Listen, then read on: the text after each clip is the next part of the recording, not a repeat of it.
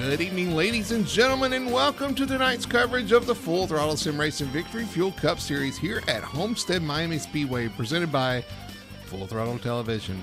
My name is Bertie Anna in the booth. Tony Solari and Tony, we are under the lights here in Homestead, Miami, for some great racing action here at a track that puts on some great action and is actually going to be the championship finale for 2026. So we're going to get a preview of the kind of racing and the great racing we're going to see here tonight.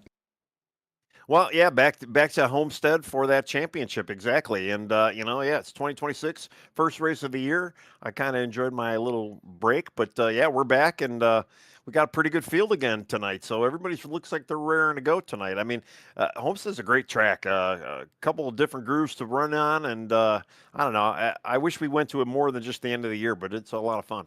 It is a lot of fun. You're right. We had a little break, 2 weeks off. Felt like an eternity, to be honest with you, but we are back on track and looking forward to getting you guys some racing action. Looking forward to seeing some racing action here for the Victory Fuel Cup Series, and we're doing it in style under the lights here in Miami. Let's look at the track description here at Homestead, Miami, looking at our race analysis or race info. It is symmetrical on either side of the track if you look at it on the track map, but I'll tell you, Tony, this track drives differently through 1 and 2 versus 3 and 4. Yeah, it does, and it's not your typical cookie cutter mile and a half, like you say. Yeah, symmetrical ends to the naked eye. But when you're out there on the track, yeah, you're right. Both of them run a little differently. And again, we see some guys kind of run the outside line. Sometimes they run the in. There's multiple grooves here, and I think we're going to see a pretty good race. Usually, Homestead always puts on a pretty good show. This is the fun thing about this track, is that it does put on some great racing action for sure. You see guys up against the wall, guys against the bottom. Just you can run the whole track and make speed either way, and it's a lot of fun for the drivers to kind of move around and decide which way they want to approach this track for sure. Speaking of approach, let's look at our point standings here for the season. Let's look at our schedule first. Let's do our schedule first. Looking at the schedule for the Victory Fuel Cup Series through the off-season 2025D. We're in 2026, but we're still calling it the 2025D season. We got 3 races remaining. We got this race this week. We got Kansas next week and Pocono to end off the season. A lot of great racing. Again, this track in Kansas has some similarities because you can move around the track, and then Pocono is a beast of its own. A lot of fun tracks coming up, Tony. Oh, yeah, tricky triangle, and yeah, exactly. We're going to see that next mile and a half. But again, Kansas, yeah, it's a lot of fun. A lot of guys really like that track. I personally kind of like it myself, and, if you don't lose money at the casino, you might get a win. Yeah, for sure. It's a fun track out there in the middle of the U.S., and then Pocono. It should be a lot of fun. Let's look at our point standings here. Coming in tonight, Tyler Harrison has the points lead by a pretty solid chunk over Tim Wortman Jr., a couple of newer guys to the league up front. And you got Nick Alford and Richie Coy, a couple of the guys have been around a while, chasing them down right behind them. So a lot of fun to watch here. You got Nick King there in the top 5. Fetter Place, of course, your playoff champion. And we don't have playoffs anymore, Tony, so that's going to be a lot of fun. But we got Fetter Place, Robinson, you got Michael Call, Kevin Ruff, and Carter Lynn's your top 10 in points. Yeah, well, a lot of familiar faces up there in that top 10. And, we got a couple of new guys kind of dominating the field right now. But if you look at the points battle, Nick Alford really can still pull it out. Even Richie Coy, Nick King as well. They're kind of in the 40s to the 50s. Even Matthew Robinson, 2 in the 11. There's a possibility. We've got a couple more races. You almost need a little luck on your side. Maybe Tyler and Tim might have a little bit of issues tonight, or some of the other guys might be able to get a win. And yeah, I'm not even up on the whole point system since they released it today. But I'm sure we're going to be following suit, and I know we got to discuss how that's going to go. But hey, the chase, or at least the whatever the hell they had going on before the playoff elimination rounds, that's going to be no more. Yeah, there's the points battle's going to be a lot of fun to watch these last 3 races. Very unique tracks coming up for the season.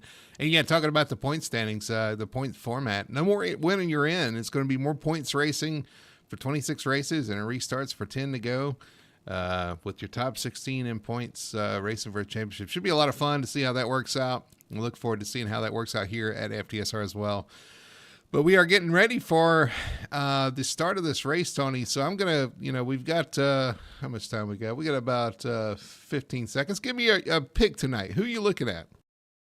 Oh, geez. I I have no idea. I might go with a guy that I picked a long time ago. I'm going to go with Kevin Ruff. It just his name just popped up to me in the display there, so I'm going to go Kevin tonight. Well, that's a pretty good pick there, Kevin. Pretty good at these mile and a half. So I'm going to go with Tim Wortman Jr.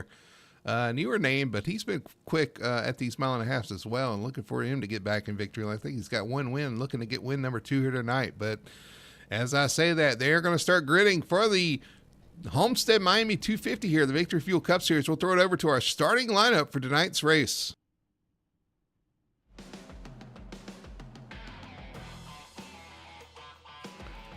And tonight on pole will be your points leader, Tyler Harrison. Tyler Harrison grabs the pole in the number 45. He'll start from the front row. On the outside of the front row, it's the 5. A couple of Toyotas on the front row. Michael Call taking the second spot here on the grid. Starting P3, the number 41, that is Trevor Earhart in his Ford. First Ford in the field. And fourth place is going to go to Tim Wortman Jr. in the 83. Starting P5, Victor Pfluger in the number 21. He'll start in 5th position. 6th spot going to go to the 61 of Joshua Gaiman. Starting P7, the number 48, that is Jamie Knopf, one to watch tonight. Beside him is another one to watch, the 34, that is Brandon Fetterplace. Starting 9th spot, the number 19, Victory Fuel Forward of Richie Coy. And to his outside, Tony's pick, number 99 MP10 is going to be Kevin Rupp. Starting 11th spot is going to be the 22, that is Wyatt Huntley. And to his outside, the 11 of Matthew Robinson. Starting 13th is going to be the 67, that is Parker Johnston. And 14th is going to go to the 03 of Brian Dixon.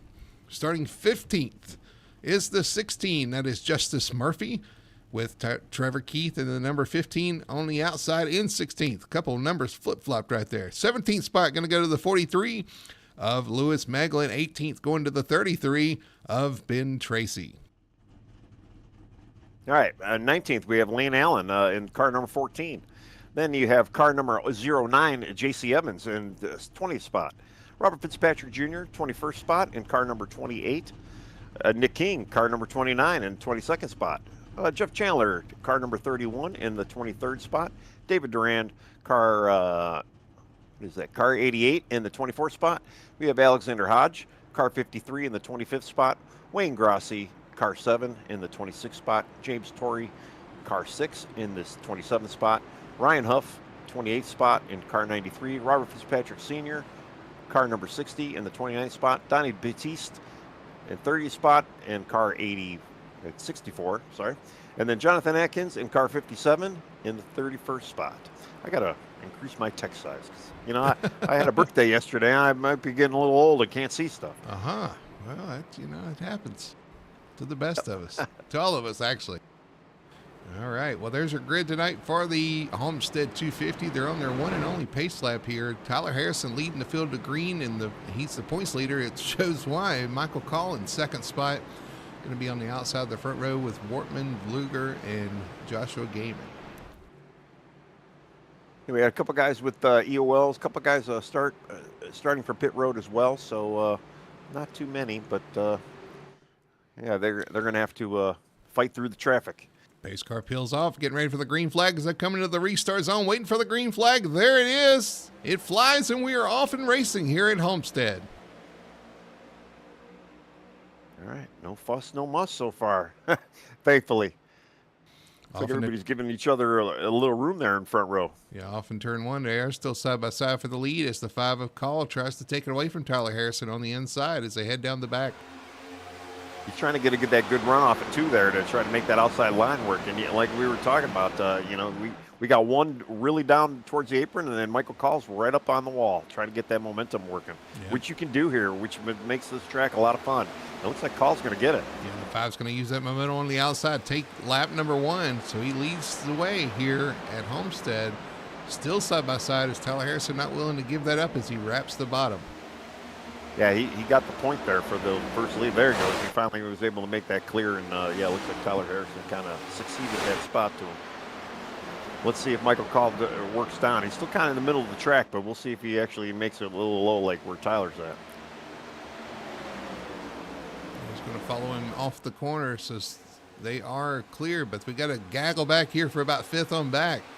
You got Jamie Knopf working over Victor Pfluger, then back there behind him, or Joshua Gaiman. It's Victor Pfluger back here side by side with Wyatt Hunley and crew. Yeah, they're slicing and dicing back there. They're not really kind of sorted it out like they have up front. Although Michael Call's back up top of the track again. And actually Tyler's starting to get under him. And Tyler might be able to make this pass here. Side by side off the corner. Can he get back to the inside of Michael Call? Can't quite do it yet there as everybody kind of single files going down the front stretch. He was rolling the center really good compared to where Michael was, especially on the high side, but that momentum on the high side. Although it looks like Michael maybe scraped the wall a bit. Indeed, he touched the wall. That's going to give the 45 momentum. Is he going to be able to clear him? He does. He clears to the outside. So the 45 to the point once again. That is the one big issue when you're running up that top of the track. You got to be careful about that wall glue. It can happen super easy. With a little mistake and you end up in the wall, it's easy to do. He's going to give the 5's going to give the 45 a little bit of a push there down the front. Yeah, they're still working it, and really neither one of them kind of has made an escape. I mean, if you look at even like Tim Wortman Jr. and Jamie Knopf, I mean, they're right there with them. And I'll tell you, Jamie Knopf is starting to look a little sporty right now. He's trying to get under, trying to make a move on Tim Wortman. He's looking to try to get there, but Wortman covers that off. Now Wortman to the inside of the 5 of Michael Call up front. Yeah, I think that outside line is really maybe starting to hurt Michael right now. He's playing it nice. You know, that one wall scraping, it kind of makes you rethink your thing here. And he's back low on the track now. So. Oh, he's drifted up though. He opens the door for Wortman. Wortman's going to take that. He's going to look to the inside of the 5. Yeah, that's the one thing about changing lanes. You know, you want to get in that what's the word I'm looking for? A rhythm. And you know, when you're up and down the track a little bit, especially on early cold tires like this, it kind of screws you up. And you don't know exactly what the car's going to end up doing here. And you want to try and be a little more consistent. And, he's touching the wall again. All trying to find any place to kind of run there to make speed with his car. Unfortunately, he's finding the wall, and that is not where you want to be. Yeah. He's still able to hang on out there for a second. I mean, he's still got second pretty strong, and we know the run he gets off for 4 right now. I don't think Tim's going to be able to clear him. I don't think we mentioned it's been 167 laps tonight. They are racing a lap 45 for the stage. So 45 is your stage lap. That's going to be the first caution of the night, barring any incidents. That'll be the first break we have in action tonight. So that's what those guys are kind of eyeing and looking at is 45 laps. We have completed only 7 so far tonight. Yeah, and everything's looking pretty good. I mean, there's some pretty good tight racing going on around there, but everybody seems like they're playing kind of nice around here. I mean, there is a little bit of space out there, so you can actually, you don't get too crowded. It's not like a Martinsville or a Bristol where things happen real quick around here. There is a little bit of breathing room. It's so funny to watch these guys kind of line up down the straightaway, and then they kind of spread out and use their own lanes going through the corners. You see 3 different lanes being used for second, third, and fourth as Wortman was right on the bottom, Call right on the top, and Jamie Knopf kind of splitting the difference through the middle. Here they are. They're going to make it 3 wide in turn 3 and 4. 3 wide for second spot. Wow. But that outside line, though, Michael Call still commands it.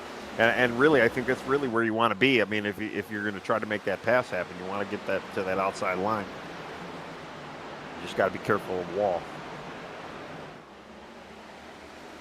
Yeah, I'm just looking in the back. Yeah, there's some 3 wide going on. Almost Wayne Grossi almost made it 3 wide. He's way back in the pack out in 22nd right now, but they were a little dicey there for a second. There's a big gaggle in front of Wayne and company. They're just sorting it out now too. I'm looking at like Lewis Meglin, Fitzpatrick Jr., David Duran, Richie Coy. That group over there, they're kind of fighting, slicing and dicing up there. Yeah, Coy got a new look tonight. I got a preview of it in the Discord there, but what is that, the gold look? Yeah, he's got the looks like the lemonade flavor. Lucky lemon. Lucky lemon. Looking for a little luck tonight. He's had some not so great luck here lately. Looking to kind of turn that around tonight. Well, he was one of the guys who kind of started towards the back end of the field tonight, and he's actually doing pretty well. I mean, up to 17th right now, starting back in the deep 20s. So he's definitely made up some space That's right. within He the had last 12 EOL, laps. Well, right? even David Duran in front of him in the 88, he also had an EOL as well. And yeah, the two of them kind of cut through the field there. So they're both on the move. It didn't really, that EOL really didn't hurt them too much. Well, so far so good for both of these guys, kind of cutting through the field. 15th spot for Duran right there in the number 88, making things work, moving to the top there. And I don't think you see Richie Coy up there too much. He's not much of a, oh, you see a little switch back there with 88 and 43. Yeah. I don't think you see the 19 up there towards the wall. He's not much of a high side enjoyer. He isn't. Yeah, he's kind of running a lane or two up almost in the middle of the track, but yeah, he's, I don't know. Like I said, I think you're going to have to run that high line if you want to make that pass, and actually Richie does on the high line over David Duran. Kind of going back out front, we missed a lane change, and we're going to miss another one soon. Jamie Knopf to the point right now. Jamie Knopf to the inside of the 5 of Call, who took it away from Harrison there. Call's still working that top side. Here comes Jamie Knopf on the bottom, I would say, but he's about a lane off the bottom, and I've heard a lot of guys say that's where you want to be. That very bottom of the track can be very slick. Well, yeah, I can imagine. And, you know, I was talking about Jamie a little while ago, and I saw him. He was just looking for a place to go, and he's got clean air in front of him now. He just got a clear call. But, man, that outside line, you can just see how much of a run that Michael gets off of that outside line. Yeah, we would put focus on the 5, but the 5's having those internet issues, so I don't want to give all of our viewers epilepsy issues. Yeah. Yeah, I've seen him disappear once or twice, though. But, I mean, hey, we still got 30 laps to go before caution if we stay green. So, I mean, you know, is there any bit of tire strategy in some of these guys maybe just trying to save a little bit here? Maybe. I just saw Harrison and Tim Wortman enter on the very bottom of the track on an entry of 3 and kind of wash up the track. It's an interesting line. You're trying to hook that bottom, and it looks like it's just not working out right now. Yeah, but neither one of them look like they're in a huge desire to go anywhere. So, I mean, I kind of feel like they're even saving him. Even Wyatt Hunley behind him in the 22. He's just kind of out there just riding. Neither one, you know, none of the three I'm talking about are really under pressure right now. Wortman really isn't working on Harrison too much. We got a mess back here. Yeah, but right behind him, there's a huge gaggle. I'm talking about 13th, 14th on back here. The 43, the 88. You got Nick King in the 29, Meglin right there in the 43, and then Ben Tracy's in that group as well. Actually, Ben Tracy's above, in front of this group. We got Coy, Victor Fluger right there. It looks like David Duran even got by Richie there, and Nick King kind of came in the picture as well. Nick King's got connection issues. He's flashing. He does, yeah. He's on the he was on the apron. He just got passed by 4 cars. Good battle back here between the 43 and the 88. It's been going on some time. 88 shuts through off the corner. 43 is like, all right. And I'll tell you, I'm used to seeing, you know, we're used to seeing the petty scheme, but I kind of like that little dark swatch he's got on the hood of that car. I mean, the unique look there, and digging it. Well, you're right. We got racing all the way through here. You got Robinson, Fetter Place right here together. In front of them, Kevin Ruff, Parker Johnson side by side. Yeah, I mean, our top 5 is pretty much kind of spaced out a little bit. There's really nothing exciting going on there, but everywhere else, there's 2 good packs, and it looks like now that finally both packs have kind of single filed out. Although I say that until they get to the corner, and they're scattered like an auto club. I was say, I was just fun to watch those guys stretch, and they're all single file, and everything's calm and nice and tidy. You get in the corner, and everybody just goes everywhere. It scatters. Yep. And the one guy, my pick, Kevin Ruff, he kind of got busted through the first pack. He was kind of in the middle of that first pack, and he's starting to work on Wyatt Hunley now. He kind of broke away from Fetter Place, and I believe that is Parker Johnson right behind him. So he kind of broke out of there, and now he's working on Hunley. Again, I kind of feel like, I feel like, you know, some of these guys, with some of the green flag options that we might be able to run tonight, saving is probably a pretty good option for some of these guys. Just kind of get out there, just relax a little bit, and you know, as these laps start ticking down, you know, try to make try to capitalize on some tire wear.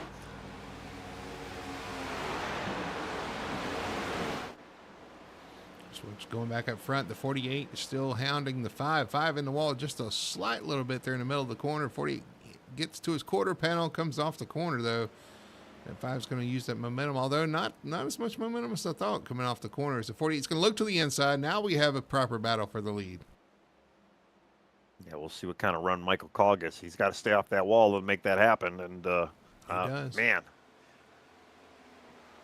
I'll tell you, to the two of them battling like that, Harrison and Wortman right behind them. Harrison's actually pulled a little bit of gap under Wortman, and the two of them are leaders right now. They've kind of worked a little bit off of Harrison as well. So they definitely got a couple of pretty good cars right now, and we're almost about halfway into the stage. So it's not bad, not bad. Not bad tire wear, at least. Hey, if you're already starting to pull away with half the laps gone, that's not bad. Here, it looks like Jamie Canott might get it this lap. 22 laps in the books here. We are about halfway through the stage, and you got to wonder too if some of those tires are going to start mattering here as we get towards the end of the stage. 45 laps is not the fuel run, but still enough to take some life out of the tires. Well, and I wonder too, we have talked about the upper and lower lanes, but sometimes the upper lanes usually tend to wear out that tire more than the lower lane does. So I don't know. Michael's looking pretty good right now. I mean, he's definitely got the clean air, and we all know the clean air is king. And he's been definitely making it work and really kind of dominating this race right now. Wyatt Huntley side by side with your pick, Kevin Ruff, the 99 there. Kevin's starting to work his way towards the front, up 4 positions. Just kind of slowly picking his way through and starting to show up in that 99. Yeah, he was on the tail of Hunley, and now he's definitely battling for that position right now. Wyatt's not giving it up. Again, Wyatt's kind of on the outside line. It's almost kind of the same battle like we're having with the leaders right now. But it looks like Jamie Canavas has been able to kind of get the outside line from Michael Call. Ooh, and they were door to door at the stripe there, and if Jamie can make this outside line, he might be able to get this pass and get him clear. Call kind of squeezed him into the corner there, right against the wall entry of turn 1. I got to imagine maybe the 48 took note of that. Yeah. But he's trying to hang on to that outside. Now he's right on the back bumper of the 5. Maybe trying to get him a little air loose now at this point. Well, I think Michael saw Jamie sneak on that outside and maybe got him when he wasn't looking. And Michael's like, no, I ain't having that. And he kind of worked his way back to the top side of the track, and he's going to force Jamie to kind of go low. But here comes Tyler Harrison into the picture now with all this fighting. Oh, a little loose on Michael Call. Knopf is going to get him. 5 very loose off the corner. It might cost him second spot. Here comes Tyler Harrison in the 45. Tyler's clear if he wants to shut that door on him. It looks like he's gonna. That is the concern with running that top side so early, is that you burn that right rear off and it starts getting loose on you. I've witnessed it. I felt it. I don't know how many times. I love running up there, and you can make speed up there, but you pay a price. Well, the price has been paid. Yeah, Michael Call dominating this race to third within a lap. And our pulse Can he still hang on to that third? Sitting there in second, just watching and seeing if something happens to 48. We talked about how this is going to cause, those 45 laps. About halfway through the stage now, you're starting to see those tires maybe starting to matter a little bit. Well, for sure, and that's always a thing here with iRacing. You got to we say it every week. You got to save, preserve them tires, and I can see a guy like Tyler Harrison, Tim Wortman. They've just been out there kind of running around, just riding around Sunday drive on a Monday. And neither one of them are looking really out of shape. But as these laps are ticking down, they're in a pretty good position right now. Well, we got battles all developing. We got starting to see the comers and goers, I think. You got Fetter Place going by Matthew Robinson 10 right now, or Matthew Robinson in the 11. You got Joshua Gaiman right there behind him. You got Parker Johnston behind him, and in front of him, you still got Wyatt Huntley and Kevin Ruff battling for that spot. Yeah, I had to kill back. Finally, it looks like Kevin Ruff did get by Wyatt. Man, that was a long time in the making. Better place. Yeah, they still got a little. They got a 5-car gaggle there. Inch forward as well. That's not a surprise with the 34. He's going to pull to the inside of the 22 there, or maybe not. Joshua Gaiman kind of taps the wall a little bit, but he goes by Matthew Robinson in the 11th. So that battle is not yet over. Although it looks like Wyatt Huntley is going to go in reverse. Better place gets by him as well. So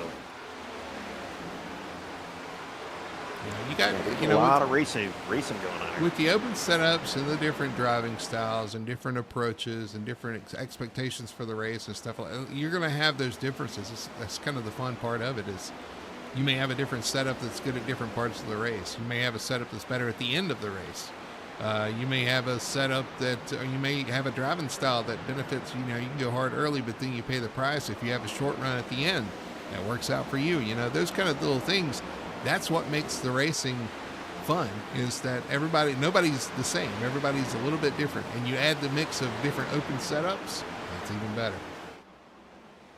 And if you know how to save, and especially like we've got one of our drivers that knows how to save some fuel as well. So, I mean, that's true too. There's so many different factors around here. Yeah, I don't think fuel's going to be a factor in the first stage here, but you're right.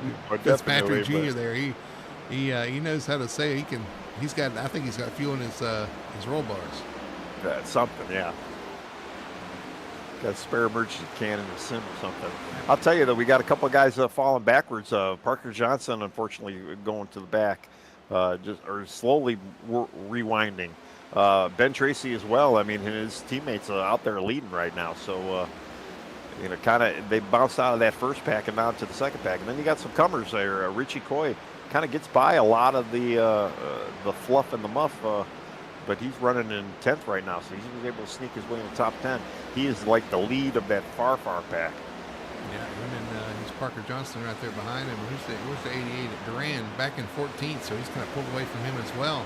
Yeah. Joshua Gaiman doing a good job, although he's lost a couple positions. Now he's side by side with the 22 of Hundley. Gaiman going to take that position, so he's up to 8th spot. Actually started in 6th, so he's lost a few, but he's starting to kind of claw them back. Yeah, he's been fighting that 11 for the last few laps here too, and yeah, unfortunately, the 22 is going in reverse right now. Robinson, another one. He's shown speed at these tracks. He just hasn't had the luck, but he's been really fast. Yep, for sure. Running that green 11. I mean, I can't complain with that. Well, when your team name's got the word fast in it, you kind of have to show up. You know what I mean? That's right. We should change Fury to fast, is what you're saying? Well, we don't want our drivers furious, I guess. I don't. Maybe that's. I think Coy's getting there. Yeah, he's definitely moving up. Looking at chat now too. I see Mom chiming in. She's voting for Richie. Well, that's good. So that's one vote for Richie. And then we got Doyle in the chat asking where's he's saying hello as always. And where's Jeff running? Let's see, where's Jeff running? 19th He's spot. running 19th right now. He's in one of the further pack back there. There's Chandler back here in the 19th spot. And number 31, Jeff Chandler Racing. Good car paint scheme as always. Probably most likely a product of Doyle Lawrence's work. Yep. Yeah. And Jeff up about 4 spots right now. We know how Jeff is. Jeff likes to kind of play the long game. He starts in the back, kind of rises way up front. He's slowly starting to pick them off. I don't think stage points is really a priority for him. He's just looking at the bigger picture. So I'm sure we'll see him a little later on. A little battle here in front. Parker Johnston, David Duran. Here comes the 43 to make it 3 wide. That's actually that's 2 wide off the corner now, but Lewis Macklin on the inside. So Macklin, Parker Johnston, David Duran, Ryan Huff right there behind him in the 93. Yeah, that whole pack, that whole grouping of cars has just been, a few of the faces have changed a little bit, but it's still been pretty hot and heavy up there. That's probably the most action on track. I don't know, I had to kind of go back up to our leaders, and Jamie Knopf and Tyler Harrison both, they have pretty much put about a 1.8 gap over third place Michael Call. Still hanging out Michael Call. Kevin Ruff did finally get by, though, Tim Wortman Jr. Unfortunately, Tim Wortman Jr. dropped all the way back to 8th, so he's been having probably some handling issues, or maybe just not saving enough. But yeah, Kevin Ruff on the move as well, and still kind of going forward. He's actually starting to catch Michael Call a little bit, but I don't know if anybody's are in any range to even catch Jamie and Tyler right now. But Tyler is catching Jamie.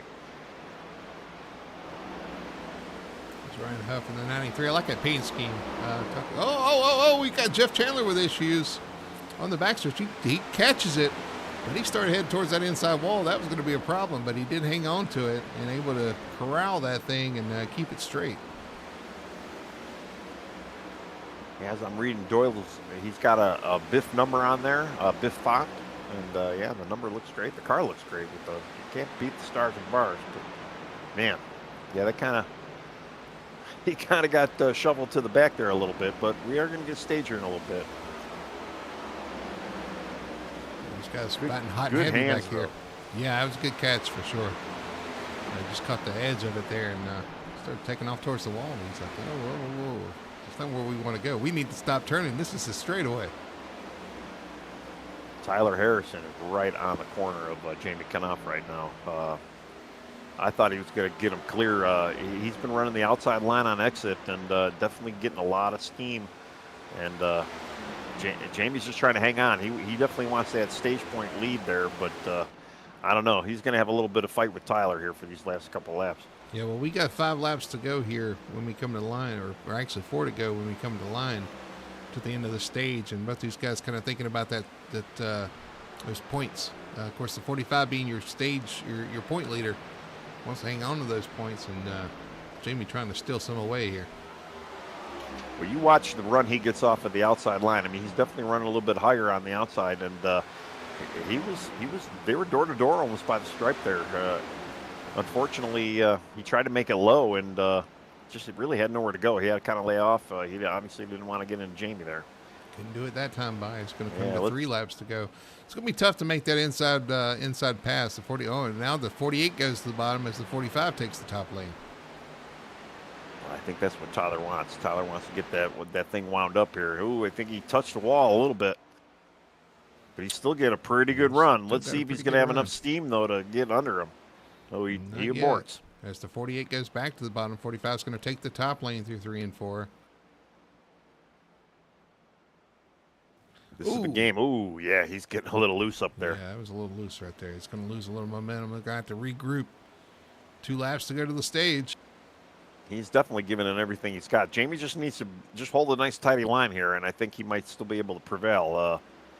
He's putting the 45 right now in complete defense, and he's really just got to the 45's got to work for it, and Jamie just needs to maintain. Let the 45 work for it. All right, coming around 1 lap to the end of the stage. 45 still really loose right there behind the 48. He's going to lose a lot of ground there off the corner. Yeah, I mean, he's definitely running towards the middle lane. He's kind of in a guts or glory situation. He's definitely trying to make something stick here, but I think he'll probably still be okay with second right now. I mean, the two of them, they've almost gained another second over third place right now. So they both have pretty good long run cars here. If we can stay green throughout this race, it's going to be interesting to see how this is going to play out. I think the 48 is going to hang off. Coming off turn 4, he's going to grab this stage win. Jamie Knopf getting those much-needed points. They're going to grab the stage win. Tyler Harrison in second. Michael Call barely hanging on against Kevin Ruff for third. Fourth for Ruff. You got Fetter Plays, Robinson, Gaiman, Wyatt Huntley, Richie Coy, and Victor Fluger. Your top 10. Not bad. Fortunately, Tim Mortman, no stage points. He just fell out of the top 10. He just missed it. It's a good rebound for the 19 for a couple of these guys. Victor Fluger, some of the other guys coming from the back.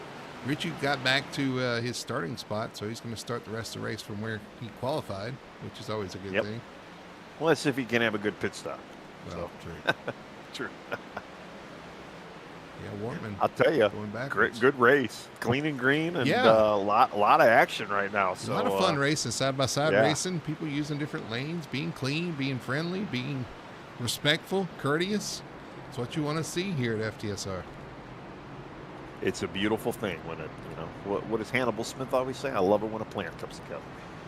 And I love it when people leave and they've had a fun night in the race. So Well, I'm having fun watching it. Yeah, they're yeah, definitely making it interesting for us right now. So yeah, good times. No complaints here. we got in a chat here. We got TNT Racing. Come on, Fetter Place. Get up on that wheel, he says. Well, he's sitting fifth right now. He's been getting up on that wheel. He's Yeah, up he only is. 3 spots, but he hasn't lost spaces. I know he knows how to do it too. Again, our 2025 playoff champion can get it done when it's needed. He's using this season to kind of. I've talked to him a little bit, and I think you've even said it in the post race. He's been working on his racecraft, racing through the pack, trying to get make sure he's able to do that cleanly and take his time, but work traffic and kind of learn that craft a little bit better. And I think it's paid off for him so far. He's got the speed, and he's learning a little bit different approach as well. Well, yeah, it's one of those things too. I mean, if you usually don't start in the back, the back part of the track or the back part of the participants are a little, they drive a little differently than the front part of the participants. So, a little bit of experience back there, hey, you get an EOL, you get caught on pit road, or if you get put back there, it's not bad practice to kind of work your way through the field here. It's a good skill to learn. It's kind of manage traffic, manage your expectations. Sometimes you get put back there, you have a bad pit stop, you speed on pit road, or something like that happens. Yep. It's easy to kind of give up and be like, oh, my race is over. But you have to keep digging. You have to keep going. You have to keep trying. And you also have to have the skill set, like he's trying to figure out, to kind of navigate through traffic cleanly but quickly to make up those positions you lost. Well, and you're racing around guys you normally might not be racing around. I mean, when you got 30 guys out here, week in, week out, you're definitely not racing the same guys in the front of the pack as you are in the back of the pack. And yeah, it's a great experience. And looks like Tyler Harrison was able to kind of capitalize on pit road, got in front of Jamie Knopf, so that's going to be your front row. Yes. Everybody else behind looks pretty much the same, although Matthew Robinson kind of worked his way up too a little bit. He's starting fifth right now, sixth right now. Everybody out here in the field looking for that victory tonight. Got to remind you, go to drinkvictory.com. Use code FTSR for 10% off your order. Get you some victory fuel. Fuel your own victory here tonight in iRacing or in life. Definitely want to grab some victory fuel. Try them out. Great flavors, Lucky Lemon, Purple Potion, and of course my favorite, Throttle Punch. The fruit punch is great stuff. So definitely check them out. drinkvictory.com. Code FTSR for 10% off. Yep, great product, great sponsor. Glad they're on board, and you got Richie representing all for the rest of the season, it looks like. All right, well, pace car is going to peel off. We're going to get back racing here at Homestead. No caution so far for incident. Let's try to keep it that way, guys, as we go green. The 45 of Harrison fires off, and we are away. Yeah, he got a great jump. I mean, and that's usually pretty typical in the restart zone. Let's see if Jamie can kind of match that momentum on the outside. I mean, he's still got Michael Call on the inside. But Jamie's going to prevail with that momentum a little bit. Down the back stretch, everybody's finding their place. As they head off into turn 3, here comes Matthew Robinson by Kevin Ruff. Kevin side by side now with Wyatt Hunley. As they come off turn 4, and behind them, it is feed time at the zoo. Yeah, they're almost 3 wide in some areas back there. They are still getting that thing sorted out. Real tight action going on right now. Wow. Just a lot of guys. They got nowhere to go. They got all these fresh tires and nowhere to go.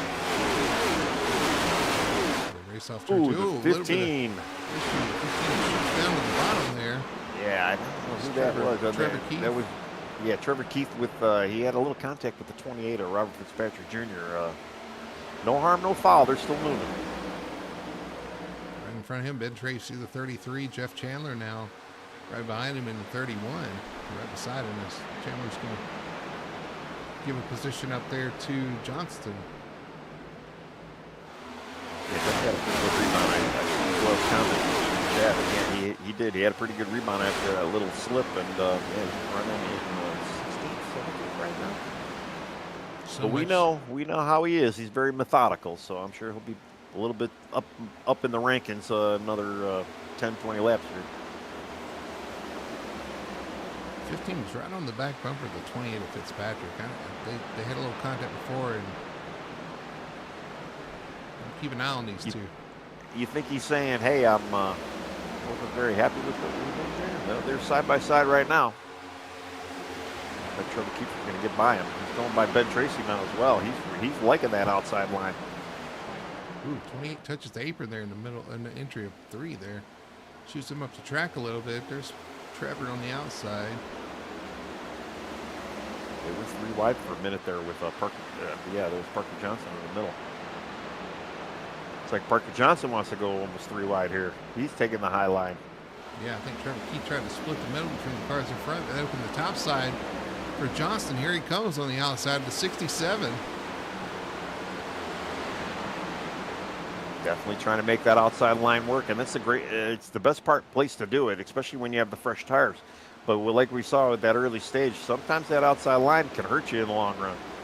You don't want to be up there too much, but it's not bad to get a 1 or 2 spots out of it. He's charging the corner. Oh, almost contact with Fitzpatrick there as he charged into the corner, almost ran in the back of Gateman there on the bottom. They're hot and spicy there. And I had to kind of go back up front. Tyler Harrison still kind of holding strong out front. Jamie Knopf, and we got that 11 running third now, so he's been moving up a spot. Yep, he got by Mike. Yeah, I think he got by Michael Call, and Michael Call and Kevin Ruff, they were kind of duking it out a little bit, but Michael Call's just loving that outside line. He's really just using it to his advantage right now, trying to stay ahead of Kevin Ruff. But man, we don't have any slouches up front. You even got Wyatt Hunley and then Richie Coy still moving forward up to 7th right now. Yeah, tough competition up front for sure. As you see, call back to the top there. Oh, the 11 sideways in front of everybody. Whoa. There. He catches it, hangs on to it. He's going to lose a few positions, but he's going to save his race car here. It looks like Kevin Ruff was able to kind of get by Michael Call as Robinson was slipping there. So Kevin up to 3rd now. You see the 19 wiggle off the corner on the bottom there as well. These guys hanging on to it, kind of pushing their car now. They've learned in this first stage kind of what the car can do.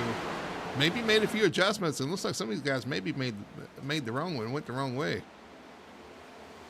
Well, yeah, you almost wonder if they took a little bit of click out of it here and there to kind of loosen it up. Maybe they were getting a little tight, or maybe they were doing the opposite. And yeah, I do see a little bit more cars, a little bit more sideways than we did in the first round. The greed of a race car driver. I could get a little bit more out of it. I'm sure I can. Right. That's right. I'll tell you, the one guy that we really haven't talked about, Victor Fluker, running 8th right now. Just kind of hanging on in there. He started 5th. He's a little down from where he started, but definitely been in the top 10 all night and just kind of hanging out there in that 21 car. Fluker, one of the newer drivers in the league, driving for Speed Demon Esports. I'm sure Shaq Curran and that group are pretty pleased to see that. 8th spot so far. Yeah. Another name we haven't really talked about too is Trevor Earhart. He had a pit road start and sitting in 11th right now. Q3 as well, and we have a yellow. Oh, and it's involving, looks like Brandon Fetter plays. Yeah, he's around. Doing donuts on the backstretch. Not a good thing this early in the race anyway. Maybe after the race, but. Eating donuts is great, but yeah, doing donuts is not good during the race. If you want some donuts too, you need to talk to Ben Tracy. That's right, yeah. All right, let's go back and see what happened to Brandon Fetter plays with our first Best One Tire All Cure instant replay. Yeah, I'm looking. Haven't really seen what actually happened. He was running around Joshua Gateman and Jeff It happened Chandler. in front of him. Ooh, Alexander Hodge. Yeah, it gets a little loose, it looked like. Ouch.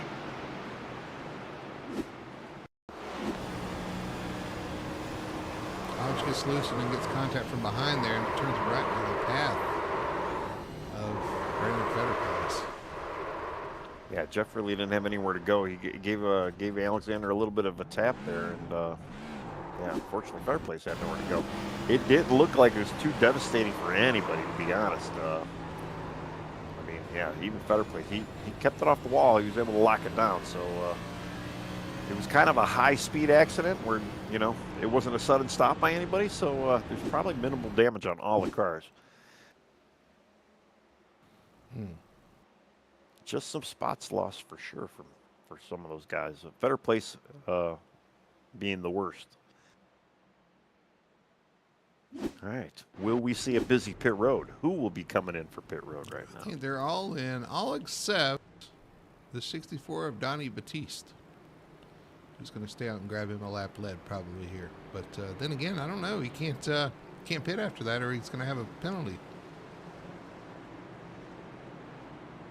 Yeah, interesting. So Tyler Harrison coming off pit road first, so he holds on to the lead. Michael Call second, Jamie Knauf third. Captain up Matthew Robinson. Looks like everybody come in for their typical 4-tire stop. Well, and this kind of puts them in an interesting spot too, because we have a little over 100 laps to go here. So they're going to be able to get maybe a hair over 50 lap runs if we do stay green before they want to pit again. So they're going to have to go a little bit longer than the stage. They should have enough gas to make, obviously, I mean, they're going to need at least one more stop for a great part of the field. I was told it's about 62 to 65 laps, somewhere in that range that you can go on fuel. So it's pretty standard one stopper from here on. Yeah, and if it stays green, they're going to have maybe about a 10 lap pit window when they do decide to pit, in about 50 to 55 laps, I'm going to say. Lynn Grassi back on pit road, coming back in. Yeah, I've seen that. Just to top off on fuel, I guess. I mean, maybe. Just kind of maybe chill in the back. 55. Okay, well, yeah, I haven't seen him. Yeah, I haven't seen him drop. I don't know. I didn't even see him actually make the pit. Oh no, he didn't make the stop. Yeah, he did. He just went in, got a little top off, and came back on. All right. Just want to get it in the back, get out of harm's way. Maybe expecting something major to happen here. Well, then we got Donnie Batiste now leading the field here. He's on a little bit older tires, not crazy old tires, but still about 15 laps or so. So we're going to see what he's going to be able to do. I'm sure he's just hoping for another maybe quick yellow to get back on the equal cycle with some of these cars. Then again, I may want to run a few laps and get everybody to stop again, and you'll get this cycle of track position. So we'll see how this works for him. That's right. It's just fewer lap older tires with Tyler Harrison on the outside. Pace car is going to peel off. We're going to get a restart here with 105 laps to go. Green flag flies, and we are off and racing. Right, it's a pretty good jump there. Michael Call in tow. Michael Call on that inside line, though, probably not a place he wants to be. He's got nowhere to go. He can't get up the track. These guys trying to find a way. Oh, we got a wreck behind him. Got the 11 sideways. Robinson. Wow, a lot of guys so far. 22. I saw him go sliding right Hundley, and now the caution flies. Even Donnie Batiste kind of goes down to the apron there, and I don't know if he did that before or after the yellow came out, but didn't even look loose. That was kind of weird on his part, but maybe that's that yellow he was looking for. Yeah. Go back and see exactly what happened there. I don't know what triggered that or what started it, but it was chaos back there off of turn 2. It's like the 11 just got loose on exit, real loose, and just could not. We've seen that a lot out place the to catch it. Yeah. 11.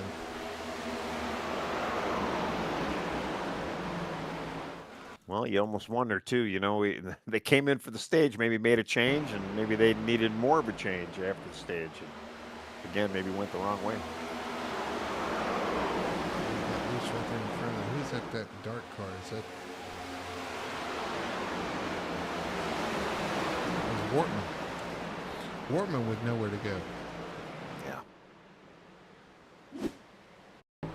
And again, it was kind of a higher speed accident where not a lot of carnage, but definitely some cars, obviously cars involved. It could have been a lot worse. I'm over Wortman. As you see the 11 go up here and get loose right in front of the whole field here. Somewhere to go. The 43 gets a piece of that. Of course, the 22 also gets a piece of it and slams the inside wall.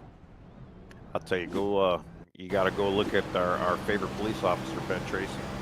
He made some evasive decisions there and came out real clean. He was looking at a wall of cars. Wow. All right, let's go around with to 33. Where's he at? On board the Dunkin' Donuts machine. Car's scattering in front of him, shoots to the left. Very, very close. And you're right, Donnie goes like he's going to pit road, but I guess he doesn't know the cautions come out. And, yeah, I don't know. Boards.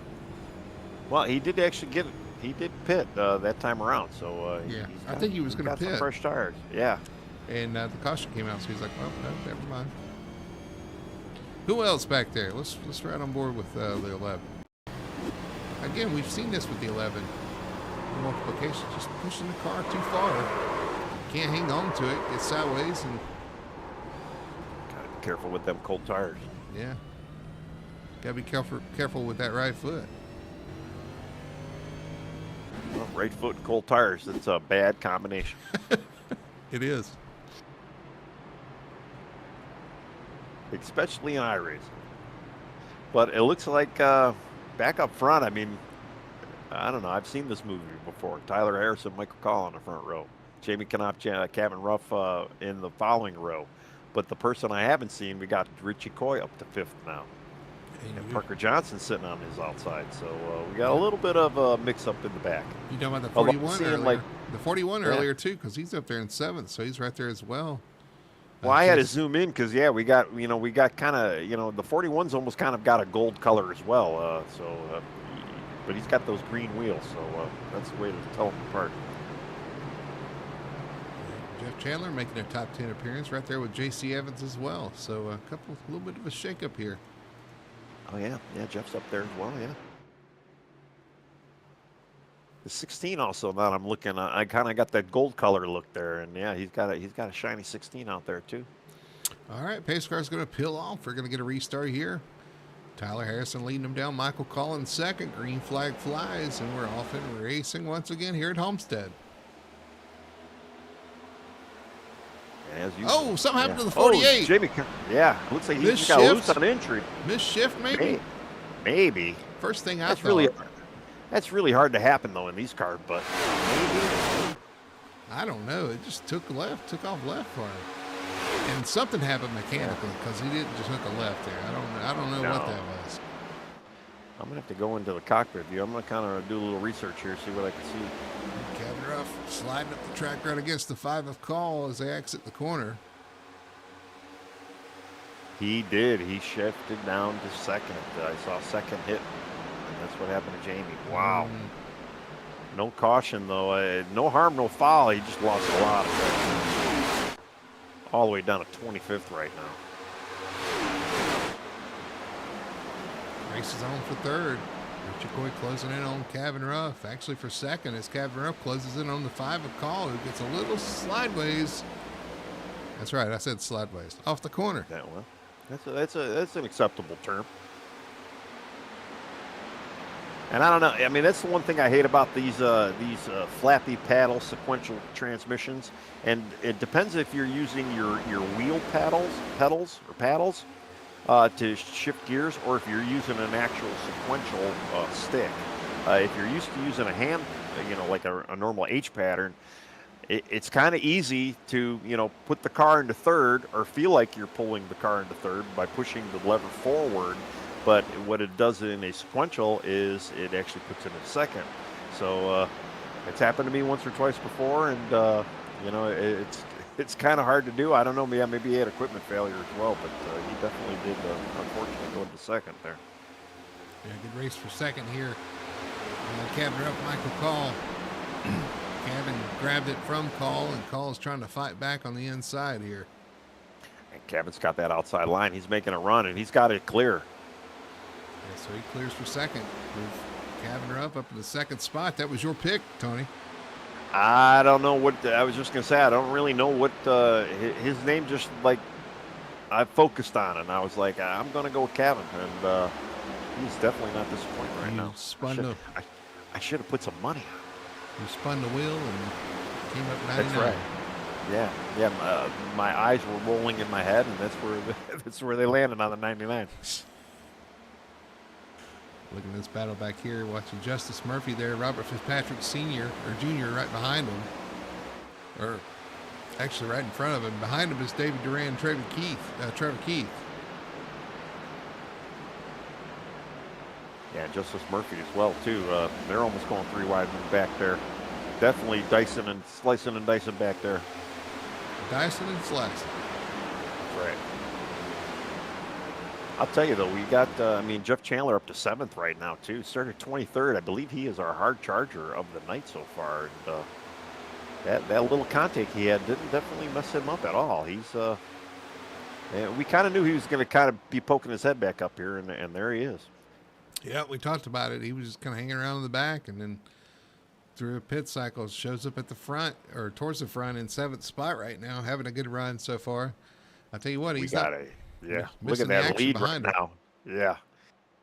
Michael Call kind of gets him Tyler Robinson. Kevin Ruff working on the inside of Tyler Robinson now, too, trying to take that lead away, and he might actually clear him. Here comes Ruff to the inside. Is he going to get it at the line? No, I think Tyler Harrison, I'll get it in a minute, barely beat him to the line. Well, I'm looking at 4th place, Richie Coy. He's kind of playing a calm right now, kind of watching this mayhem in front of him, and I know he wants to be up in that top 3. I know he wants to be leading right now, but I'll tell you, from starting from the back, he's definitely made up a lot of ground right now. Ooh, man, this battle for the lead is just wild. Tyler Harrison took it from the 99 and then went to the bottom. Here comes 3 wide. Here comes the 5 a call to the outside to retake the lead from 3rd. Wow, Tyler Harrison goes from 1st to 3rd in a corner, and he might be going 4th right now because here comes Richie Coy. Kevin Ruff call just and yeah, Richie gets into 3rd. He gets in front of Tyler there. Yeah, I don't think going into 3. I don't think the 99 appreciated the 45 coming straight across his nose and kind of gave him a shot on the entry. Messed them both up, and here come the 5 a call on the outside with momentum to take the lead. Yep. And now, Kevin Ruff to the point. Richie Coy working on Michael Call now, although Michael's still running that high line, so I'm sure that momentum's going to prevail. If he can stay off that wall. That's right. That's hard to do up there. It sucks you in sometimes. You're right there against it. Any small bobble, and you end up in the wall. Unfortunately, though, Tyler Harrison, he kind of slowed down a little bit. He's kind of stuffed back to 4th right now, but we had seen him earlier on running that, trying to run down James Knopf. So he might just say, hey, you know what? I don't need to lead right now. I'm just going to chill back here a little bit, save a little bit. Although he's got a lot of company behind him. Right on board with the 19 of Richie Coy, that golden number 19. The golden Coy. Lucky Lemon card. Looking good under the lights, man. It does, yeah.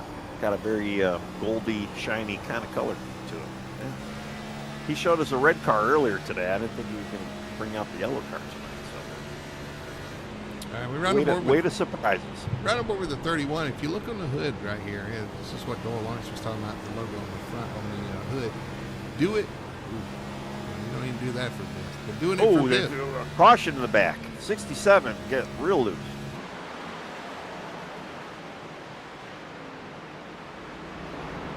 Seven on the apron there. Caution right flies. Behind. Yeah, right behind Jeff, too. Man. David Duran with an issue as well. Yeah, he got the 67 got right into him as he was trying to correct. Just guys gathered up. Let's go back, look at our best one tired auto care instant replay here. Parker Johnson's shaking it. Oh, and overcorrects into the 88.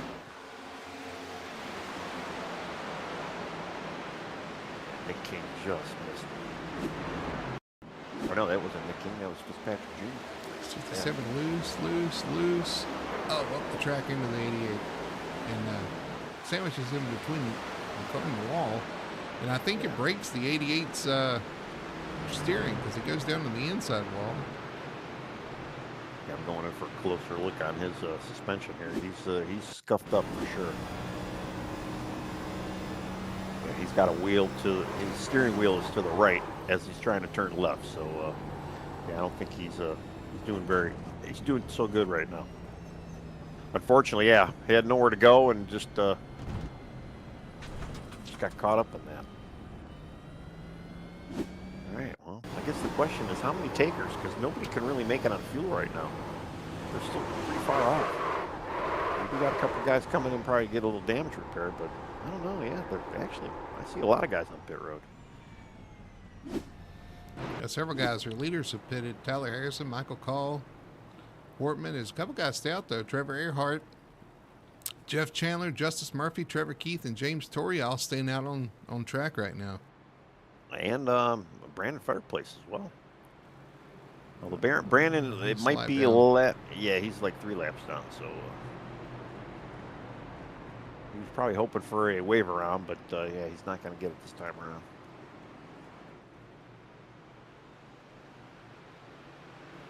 We're going to have another shake-up up front. Although our last caution on the restart did not come from up front. It came from a couple rows back. Yeah. Well, they got a little bit more space now in front. I mean, again, yeah, we're going to have 5 cars on kind of older tires leading on the field here.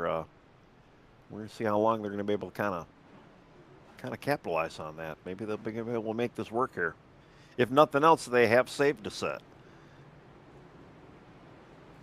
All right, now that we're under caution, I want to go back on the logo on the 31 here. If you look down there, it says "Do It for Biff." That's what Doyle Lawrence was referencing, the logo on the front of Jeff's car. Pretty nice touch, man. Looks good too. Yep. Yeah, they're actually apparently they're going to have a memorial service for Biff, public memorial. NASCAR's actually putting it on the 16th as well of January. So, man. Sad situation there, and but man, what a great guy, what a great driver he was, and the whole family. It's good to see the support. The 16 car of Justice Murphy lined up in third right there as well, with the stylized number 16 as well. So, yeah, everybody. I tell you what, Biffle, I've said it before, but he left a good legacy for himself. Even, it's tragic what happened, but when he come around for the hurricane relief and stuff like that, it really opened people's eyes. Yep, 100%. All right, getting ready for the restart here. Trevor Earhart on the front. You got Jeff Chandler, Justice Murphy, Trevor Keith, James Torrey, your top 5, all staying out here on a little bit older tires. They're going to get a restart here as they come into the restart zone. Trevor Earhart going to bring them down. Green flag flies, and we're off and racing. Now, the question is, how many of these guys are going to be able to, how many of the guys on the newer tires are going to, what kind of patience are they going to have? That's my question. And how can these guys on a little bit older tires hang on? Can they grab some traction? We got a good 3-car breakaway right now. Earhart and the 16 and Justice Murphy and Jeff Chandler. Right now, they've kind of broken away from the field. Yeah, Allen having a little bit of a wiggle here. You're right. Top 3 away. You got Michael Call, Trevor Keith right here. Oh, a big move by Kevin Ruff to go from top to the bottom. That. This is that patience I was just talking about. Let's see who's got it. Let's see who can make it work for him. You mean the lack of? Well, I'm looking at the 19 on the high line. We didn't think that was going to happen tonight either.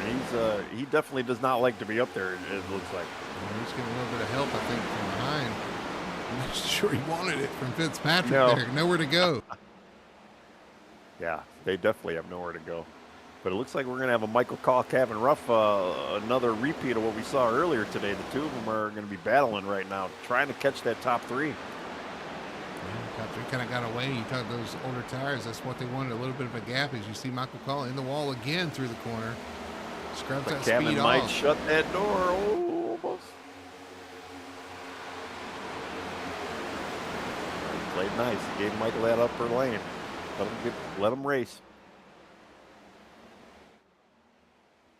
I'll tell you though, it's not helping them because they are definitely not catching that lead 3 right now, running side by side. It's almost 3 wide back here for them as well. Richie Coy, Tyler Harrison, Trevor Keith. Oh, now the 28 right on the back bumper, the 15.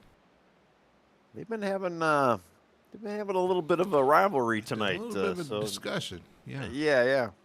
With vehicles. Yeah, here comes Michael Call now. He finally caught Jeff Chandler. He was on his bumper, but now he went back to the upper line again. Let's see if he might be able to get side by side with him by the start finish line here. That momentum, here we go. Yeah, and Oh, we got a yellow. so you get cars involved. Who is that? Is that Ryan Huff involved? Wayne Grossi backwards on the track.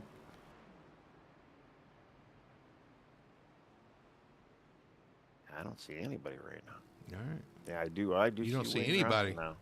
Well, Open your eyes. I was looking for it, and yeah, I found it now. Best one tired auto carry instant replay. Let's see what happens. The 7 to Wayne Grossi through 3 and 4.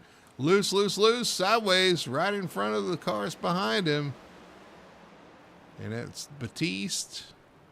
That's Huff, and then that's 14 to Lane Allen also involved. So we got Wayne and Lane right there. Yeah. Oh man. Yeah. Unfortunately, yeah. Lane had nowhere to go. Wayne kind of came right back up on the track right in front of him. I don't know. It's probably a good news for a couple of guys, though, especially some of those guys that stayed out in front. Are we going to see them on pit road? That's going to be the question.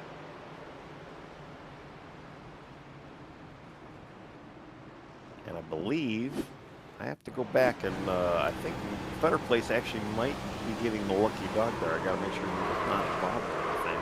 But, yeah, he looks clean, so he should be getting the lucky dog. He'll be getting at least one lap back. It's right on board with.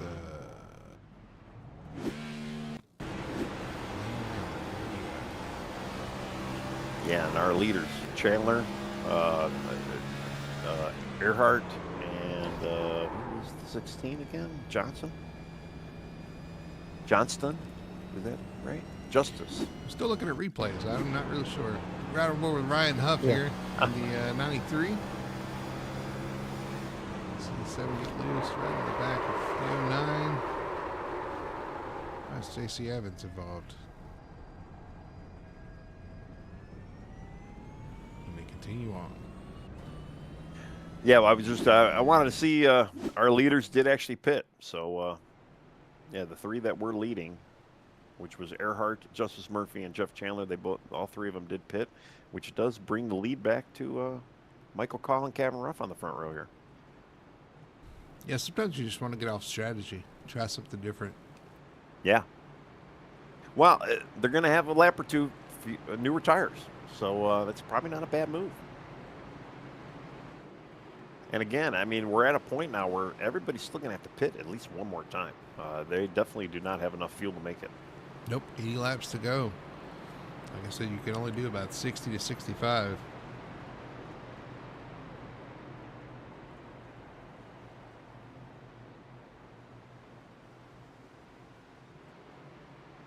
Definitely pretty interesting. Jamie Knopf snuck his way back up to 6th. Ben Tracy, 7th right now.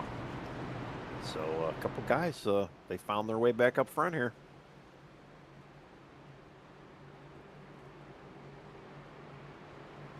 Very, very interesting. Tim Wortman up there too in 5th spot. Yeah. Yeah, Jamie Knopf right there. Ben Tracy, his teammate, right there behind him. Yeah. And then, of course, Richie Coy snuck into the conversation here. Yeah.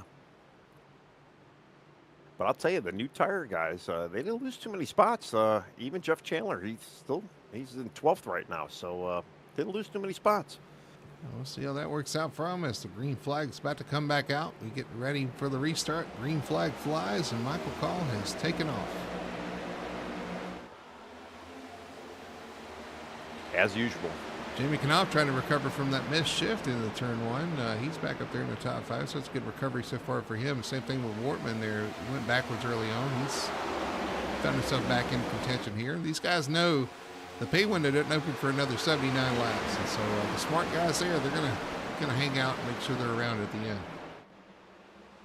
Yeah, for sure. And it's just it's kind of a little bit of a chess game right now, and you really kind of want to just kind of ride right now. Get to that pit stop. Still a long ways to go. Side by side with the 1999 for 2nd spot. Kevin on the outside, Richie on the inside. quite get the momentum off the corner. Kevin's going to stick there side by side down the back. Yeah, I'll tell you, Rishi looks pretty strong though on the inside. I mean, definitely he's able to hold his own, is rolling through the center really well there, and it's just that exit that's really giving Cavan. Although Cavan concedes to him, so yeah, Richie's solid up in second now. I think the 99 decided at that point just to let that happen. He knew that was gonna. Just the discretion is better honor, better part of valor. Is that something like that? Yeah, that sounds about right. Ooh, you got another caution. Yellow fever so far right now. Well, and I was going to say too, you know, a lot of the reasons why we're seeing some of these guys, you know, be able to rebound like they were is because of these cautions we've been having. So really, nobody's been getting away, and you know, a little bit of shake up with pit stops and whatnot, and it's been allowing some of these guys to kind of get their mulligan, so to speak. Yeah, I don't know exactly what happened there. Donnie Batiste made contact with the 09. The 09 up the track. Donnie Batiste, I'm trying to see if he was down the track, but they kind of come together off the corners, sends Batiste around.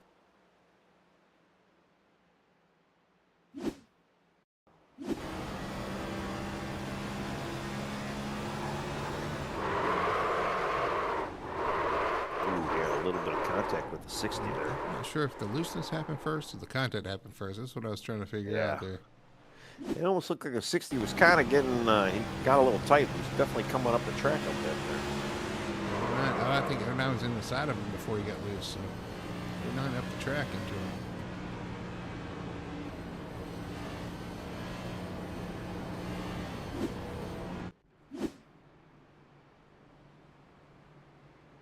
We got some fakers. Is it the 09? Oh, no, it's not the 60. It's he's got his numbers backwards. What? It was the 09. Well, I'm looking at the 09, but he's got his roof numbers backwards. So it looks like 60 to me. That's what I was wondering. I'm like, wait a minute. Because Robert Fitzpatrick Sr.'s the 60, and he's 55 laps down. I don't even think he's in the race right now. And I'm thinking to myself, wait a minute, that's not. Yeah. That's not Robert. Look at the door numbers. Not the. Oh, you see the 14 have to back up in his pit stop, but the there's. I'm in the blimp can, you know. I don't get to see door numbers. Where's the door?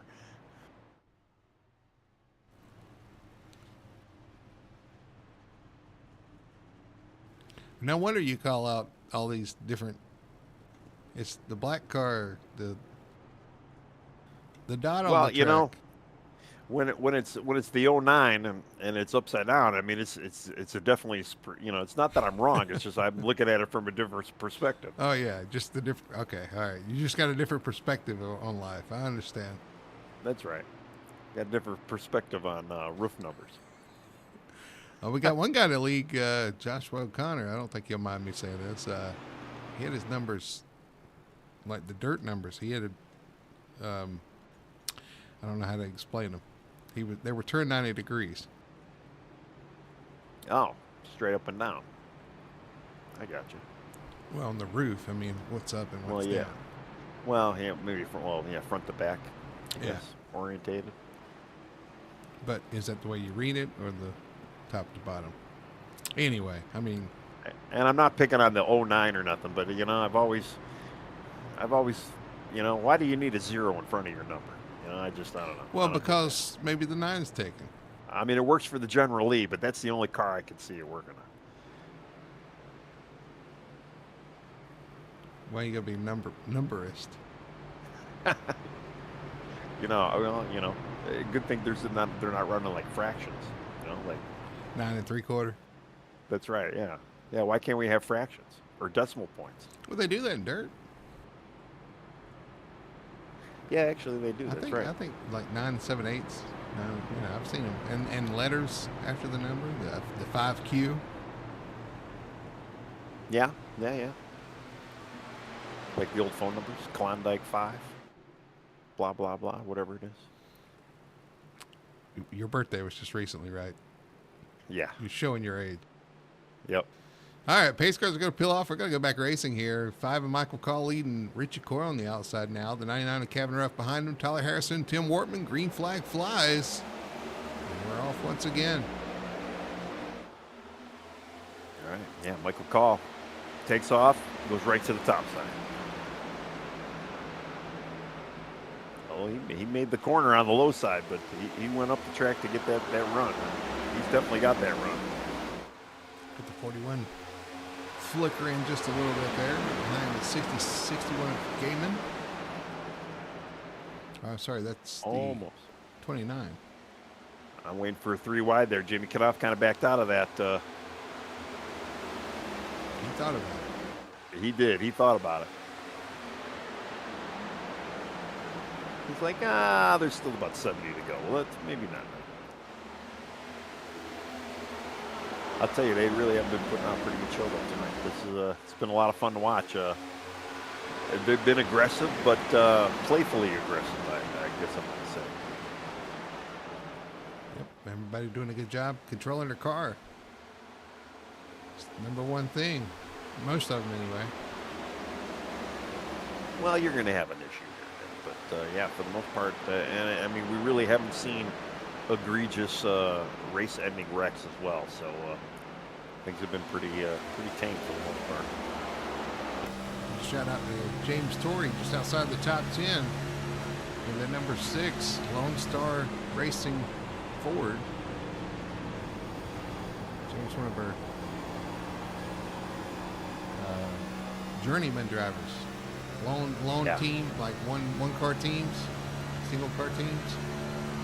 Yeah, he's been around for a long time, and you know, shows up every week, comes out, runs his race, and he's been looking pretty good tonight. Been up and down through the field so far tonight, been towards the front a little bit more. Now finds himself, like I said, just right outside the top 10, having a good run right now. Well, he stayed out earlier with that early pack and pitted with those guys, and he's kind of with those guys as well, right behind Jeff Chandler right now. In between the 16 of Justice Murphy as well. So yeah, he's still within par where his pitting group pitted. On the top side right now. He's kind of biding his time. He's another one of those guys who kind of will take his time and show up and have a solid finish here at the end. I'll tell you, when he's got a good car, yeah, he's definitely somebody you got to watch too, because he's gotten a pretty good, some great finishes too. Watching him burn through the pack and trucks, he got some tires late in before a stage, burned his way through the pack, got the stage win. That was awesome to see. He utilized those tires to the max and was able to kind of come through the field and get that stage win. That was fun to watch. Well, you always say you never want to do with the leaders. You got to dare to be different, and if you get that opportunity to try something different or maybe capitalize on tire wear and whatnot, that's not a bad strategy. There's a saying where if you follow the leader, you'll follow the leader. Yeah. I'll tell you though, we've been running pretty good. Brandon Fairplace is still the guy kind of looking for that lucky dog. He's only 2 laps down. He's the only car right now in the 2 lap down position. We have nobody 1 lap down, and we still have 22 guys on the lead lap. Oh, Jamie Kanopp and Kevin Ruff. Oh, contact in turn 3 and 4. Ruff around. Yellow. Caution is out. The 48 is broke. He slides down the track. Oh, the 43 tries to miss him and slams the outside wall.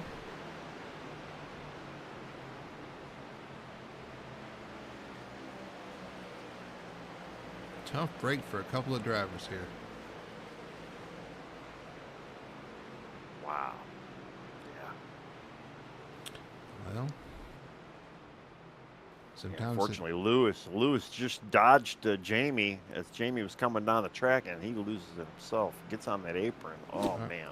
Let's go back and look at our best one tire. I'll look here instant replay to see what happened here. Where's Jamie Kanoff here? That's already happened. Let's go back. Oh, tries to go to the bottom of the 99, throws a block. They both go to the outside wall. Just an unnecessary wreck this early. We've got 66 laps to go. Yeah. Unfortunately, Kevin Ruff toes as well. So they are both might be out for the night.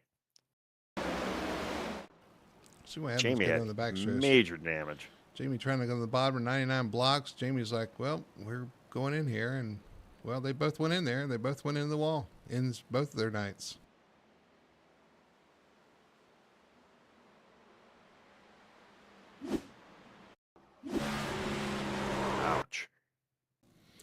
Yeah, it was just completely avoidable. Unfortunately, Jamie definitely got worst front of that. Car parts flying everywhere on my screen. Kevin looked like he didn't get too hard hit there, but obviously he towed. Around over the 43.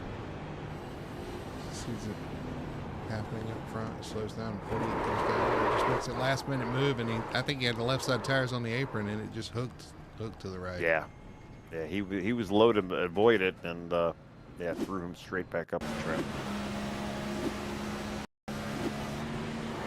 He's getting some damage fixed. Now, here's the big question. How many laps of fuel? 62?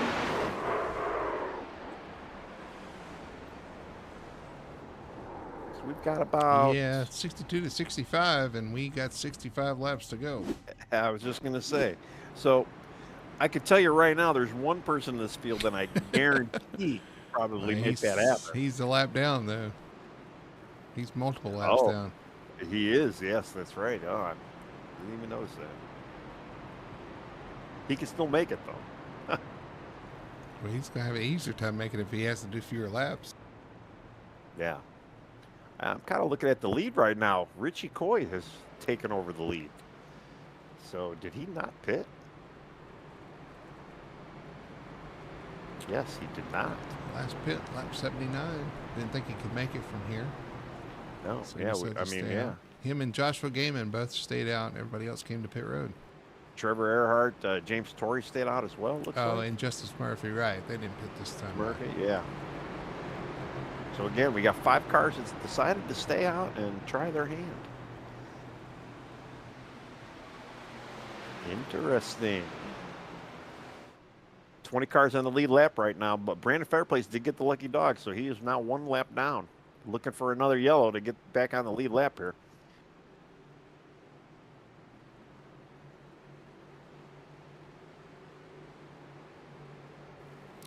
Wait for the green. There it flies. Oh, 19 does not go on this restart here. No. A little bump there from Trevor Earhart. Wow, they were 4 wide. Yeah, check Michael Paul. Oh, 6. Torrey into the wall. No caution, still good. 4 wide there, and I think he got him out of shape there. Wow. That was a sloppy start for sure, but they're moving.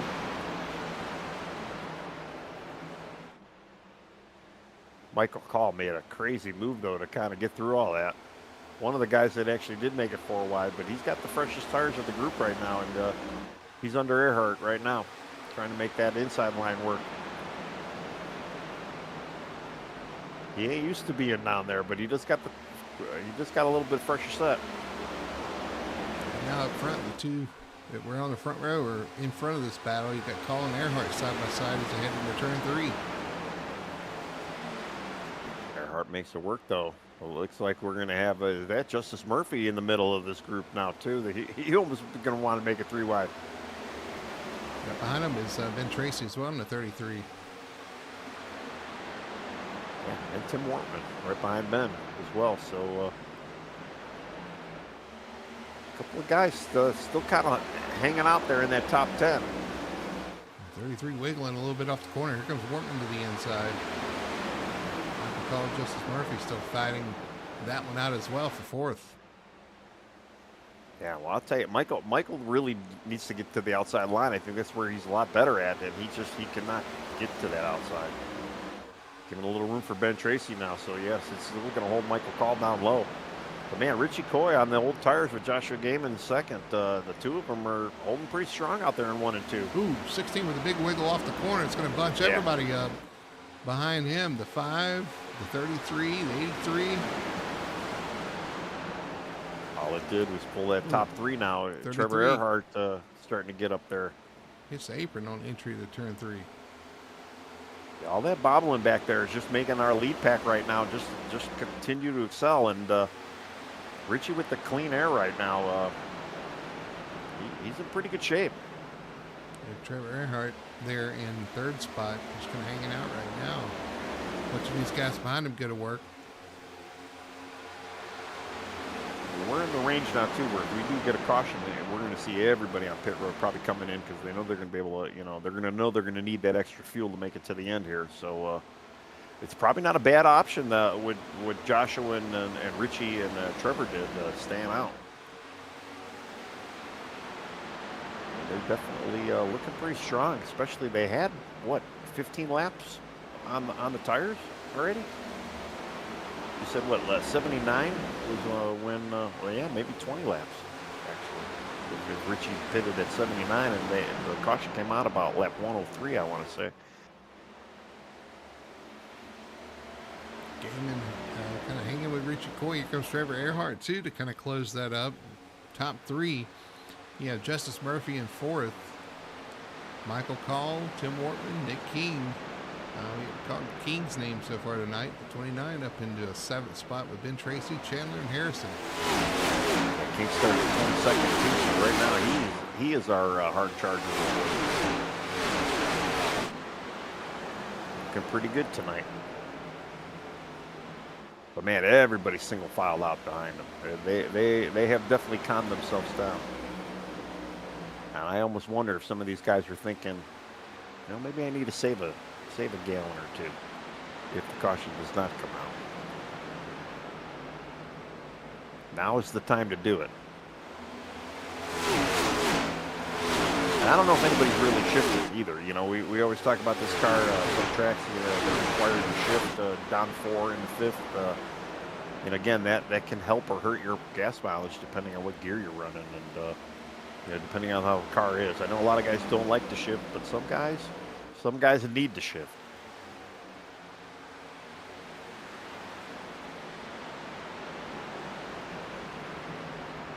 Just another fun thing you got to think about when you're in this car. Oh, the shifting of the next year. I'll tell you though, that top three, on the old tires, I'm pretty impressed. I shouldn't even say the top three. Even Justice Murphy, he stayed out as well, and Michael Call can't get by him. But the top four do have one issue that the other cars don't have. They are not going to have enough fuel. They did not pit. They do not. They're for sure. They definitely need a yellow, or they're definitely going to be coming in. Some of these guys behind there, they're not in a hurry because they maybe know that they don't have to pit, and the guys in front of them do. Unless caution goes out, and then right. It's a whole other story. Coy and Gaiman pitted on lap 79, so there's no way they can make it. 86 for Earhart and Murphy. I don't think they can make it either. But Call on back. In 5th, Tim Wortman, all those guys, they probably can make it from here. Might require a little saving, but they probably can make it. Well, yeah, I was going to say they're close. But, they're in much better shape. And I'll tell you too. If you look at it, we do have 19 cars on the lead lap, but we only have a very, very small front gap. There's only 14 cars, and everybody else behind them are just kind of strangled out, and there's really no action with 14 and beyond. So the likelihood of a caution, it might not happen. It's kind of hurting on the front because I know they're hoping for one. They're anticipating one. I would even say. There's a gap from first to second, the 67 or 61 hanging on with the 19 right now. And now Trevor Earhart is starting to show up and join this group as well. Your top three breakaway. Michael Call back there in 4th with Justice Murphy in 5th. They're kind of close in 4th, 5th, and 6th, close proximity right now. I'm going back to our pole sitter right now. He, obviously Tyler Harrison started on the pole. He must have had a bad stop because he dropped all the way down to 10th right now. He's fighting Jeff Chandler. And really, the only two cars I see that were running side by side, they kind of single file out right now. But, Jeff Chandler and the Nick King get a little bit of contact there. Very close right there between 31 and 29. No harm, no foul. But, 29. 29 comes down and catches him on the straightaway, turns him around. Wow. Jeff Chandler around into turn 1. Caution flies once again. Man, it's, I hate when I'm calling it, and then a second later, that commentator curse just comes to the play. That looks, Interesting. Go back and look at our best when tired. I'll look here. Instant replay. Coming down the front stretch, 29 just moves over, catches the right rear of the 31 on the straightaway. Yeah. Well, they were running tight, and I just wonder maybe they weren't done playing.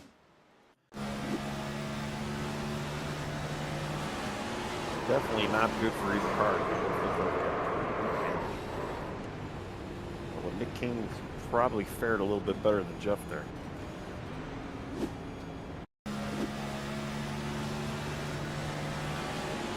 Well, this goes back to what we were talking about.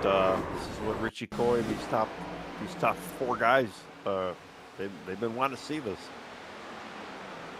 I feel pit road's gonna be very busy. Everybody can make it from here. And I venture to say even the guys that stopped before, they have an option to stay out here if they want to. Well, the caution for sure is definitely going to help them save a little bit. It looks like, yeah, Michael Call is staying out. So kind of a little bit of a reverse strategy. Obviously, the caution, like I say, is going to help them save a little bit. You got a mixed bag, though. Some of the guys behind him, Justice Murphy, Huff comes down. Robinson. Tim Wortman stayed out. I'm looking, who else stayed out? Tyler Harrison stayed out. Ben Tracy stayed out. Yeah, Call, Wortman, Tracy, Harrison, Keith, and Evans all stayed out in the 60/09. Yeah. Thought it was the 60. When you've got to put a number or a line underneath the 9 so we know for sure. Like the Uno cards. I mean, well, I'm looking at Trevor Keith. He's got the Roman numerals on the hood, and that to me, that's more distinctive. I mean, because obviously the V can't be upside down. But it looks like a 60 on my screen. And if you're not thinking about it, you see 60. You know what I'm saying?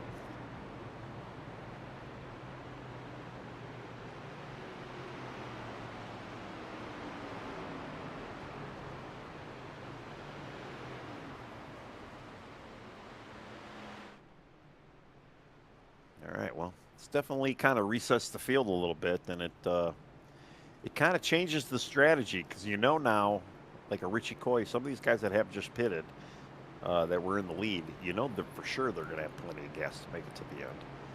And they're not too far back, and they got some decent tires. Although, Michael Call and Tim Wortman and some of these other guys that have stayed out, they had the tires of that last round, and they weren't really making many inroads on catching the lead either. So, I have no idea. Are we going to see another caution?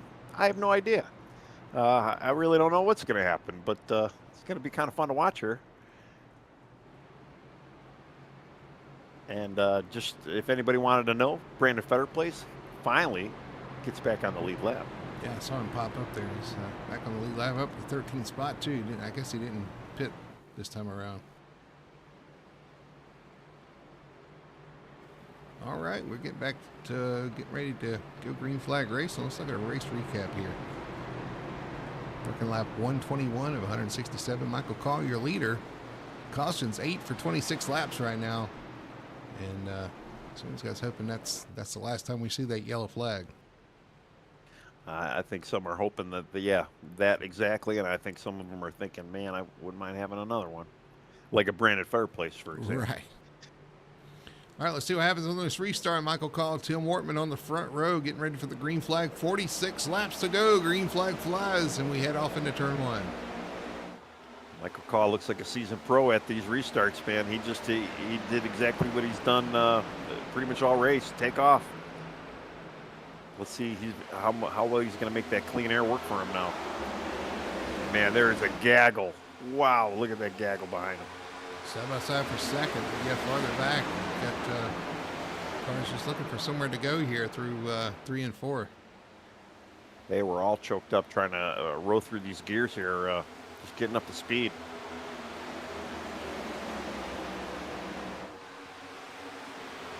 Tyler Harrison on the inside of Ben Tracy. Looks like he's going to clear him. 3 wide back here. Matthew Robinson, I thought it was going to be 3 wide. They thought better of it. J.C. Evans right there with Joshua Gaiman trying to come through. Ryan Huff there as well. Ben Tracy not fighting, not letting the fight go. He's underneath Tyler Harrison right now. And while this is happening, here comes Richie Coy with the fresh tires, sitting in 5th. So Richie's got the cleanest and the greenest tires of the group right now in the top 5. Let's see what he can do with it. Spread out right now. 2nd, 3rd, 4th, and 5th right here. Yeah, there's definitely going to be a battle for 2nd in the next few laps, though. Can Michael Calder stay off the wall? And he hasn't been running that high line in the corners, although he's not really under any pressure right now either. So he's just out there just Sunday driving, looks like, using that clean air to his advantage. But man, that top 5 there are really starting to pull away from the rest of the pack. Because the rest of the pack, they just can't seem to sort their differences out back there. Boy, all over the back bumper of the 33, going to go to the top side, try to get that run off the corner. It's a little loose on exit, but does have a run. It's going to pull to the inside of the 33 down the back. Looks like he's going to clear him. So yeah, Coy up to 4th. Again, Richie's got the greenest tires out of the group there in the top 4 now. So I'm looking to see him move forward here. If it stays green, he should be in the catbird seat towards the end of this.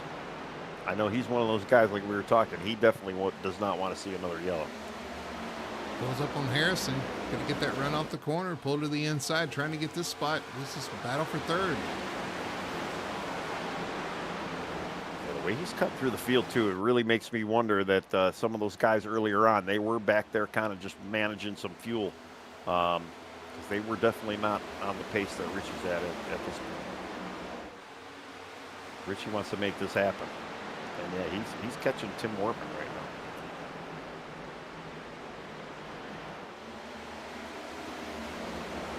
now. Wortman's had a pretty up and down night though, but looking pretty good right now in 2nd. He's starting to make some inroads on Michael Call as well.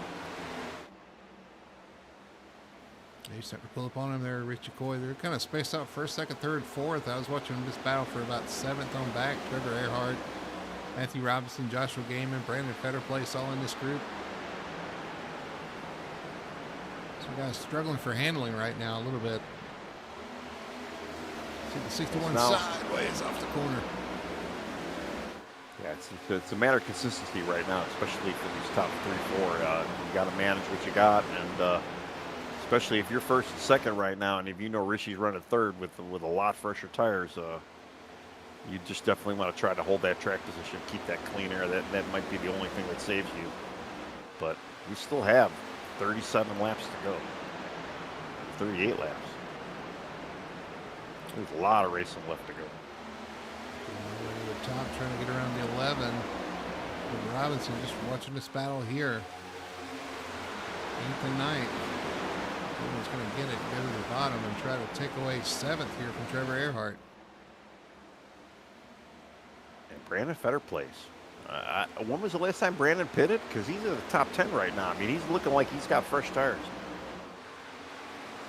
But he gets his lap back. He just got the lucky dog, so I don't think he pitted this time by. I think he stayed out. Been able to manage pretty well on those tires. Yeah, he's running like he's got the freshest tires of the group right now. He gets by Robinson. He is. Battle shaping up for 2nd. Tim Wortman, Richie Coy. Richie right on the back bumper of the 83. Yeah, that was inevitable. I almost kind of felt like Wortman was going to maybe catch a call quicker, but no, Richie's right there.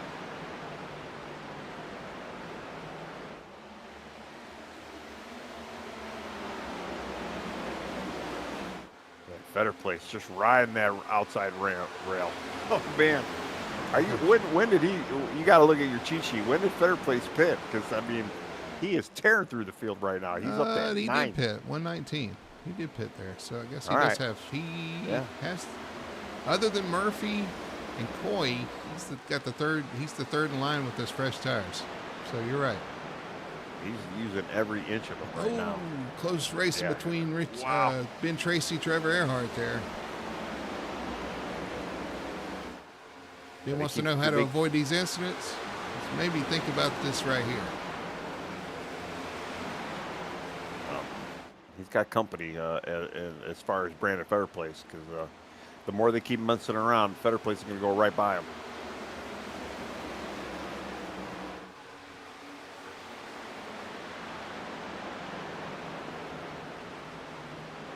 Great, unbelievable drives right now I'm seeing out there, especially at Fetterplace. I mean, just cut through the field. Yeah, it looks like Richie Coy's just kind of settled in behind Tim Wortman. As I say that, it looks looking to the bottom.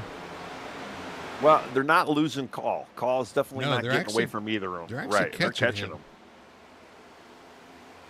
And again, I know Richie probably in the back of his head is thinking, I've got way fresher tires than the two of these guys. All I got to do is maintain, and, I might be able to pick them off in another 20 laps or so. We saw Call fall off on the long run anyway, and I'm sure he did as well. So yep. You're probably watching this and thinking, okay, well, he'll probably fall back, but he's going to have to fight the Tim Wortman. We really don't know what he's got on the long run. Of course, he fell back on the long run as well. So right. I just seen a little bit of spark. He just tapped the wall a little bit, Tim. I saw that, yeah. But notice that Michael Call, too, has moved down the track. He's giving up on that outside lane right now. He's running the bottom. Yes. Maybe he's listening to the broadcast. But, yeah, he is. I know. I have not seen him on the top side. Again, though, he's not under pressure. He's not really trying to make a pass. And really, the top side is where you want to be to make that pass. But if you're not under fire and you're just dealing with the clean air like he is, it's better just stay where you're at. Stay as low as you can, save as much as you can. They may be catching Michael, but behind them, Harrison, Justice Murphy, and this whole group has caught those two as well. Everybody packing back up. Yeah, I mean, it's almost starting to look like a plate race here. I mean, with the amount of close proximities we're dealing with a lot of these cars right now. Plate race on the straightaways. And right. Single file, straight out and find your line in the corner. Richie trying to make that move under Wortman. He finally said, all right, I'm done running third. I'm going to go for the second now. Side by side, trying to make it happen, coming off turn 4. You can see how much better Richie was able to roll that lower line. It didn't quite clear him, but they're still door to door. Let's see what he can do in 1 and 2 here. Oh, he had to check up a little bit. But there goes that roll. Wortman not leaving much room for him to run down there, but leaving enough racing room. But he's going to get that run off the corner. Make it hard on Coy here to make this pass. Richie's just got to remember in the back of his mind, he's got way fresher tires, but he's got them clear now. So, all right. He does. He's clear now. So, move Richie Coy in a second. Tim Wortman back to third. Justice Murphy watching this off from behind. Trevor Earhart, Tyler Harrison all together right here as well. Everything's starting to bunch back together. I thought they'd spread out here, but they're coming back together. Know. Yeah, I mean, honestly, I don't think we've seen such a tight grouping from 2nd to 10th right now all night. Here comes Murphy to the inside of Wortman. Battle for third. Oh, Murphy up the track into Wortman just a little bit there. Man, there made a bit of paper between the two of them. I don't actually think they did make contact, but man, it was tight. We got a little too wide action going on now too as well.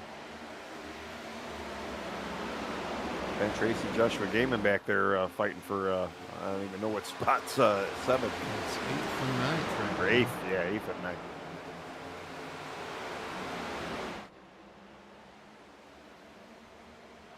We talking about side-by-side action. We've seen a lot of side-by-side action even in front of them. Earhart now side-by-side with Wortman again down the straightaway. As Murphy does get by. Here comes Earhart to the inside. Here comes Tyler Harris. No, that's Brandon Fetterplace looking to the outside. Yeah, I was going to say Fetterplace. I was just going to talk about him. He kind of stalled a little bit, but I wouldn't even say he stalled. He had nowhere to go. And he's just playing a combat there. Yeah, he gets by Wortman now, so he's up to 5th. Wortman going the wrong way, and he wasn't. I thought the 5 would go backwards before the 83. 83 falling off a little bit too here. And tires. And clean air. Michael calls every inch of that clean air. Ooh, 83 loose. We're on board with him. He's really loose. Hangs on to it. Good bit of driving there by the 83, but he's going to lose momentum and some positions from that one right there. While that was happening, Richie got a bumper to Michael Call. He had the rear quarter panel. You said he put a bumper to him? Well, he didn't put a bumper to him, but they were in bumper distance. Let's put it that way. Yeah, he's closed up on him for sure. But here comes Murphy to kind of spoil the party too, to the outside at 16. Get that run off the top. Richie moves up to cover. 16 is going to pull to the inside and try to use this momentum to make a pass into turn 3. Richie's going to have to find that outside line and make that work if he wants to hold on to second here. Oh, used him up a little bit there through 3 and 4. Yeah. Oh, Richie's got a little loose coming out of the corner. All right, Murphy up to second now.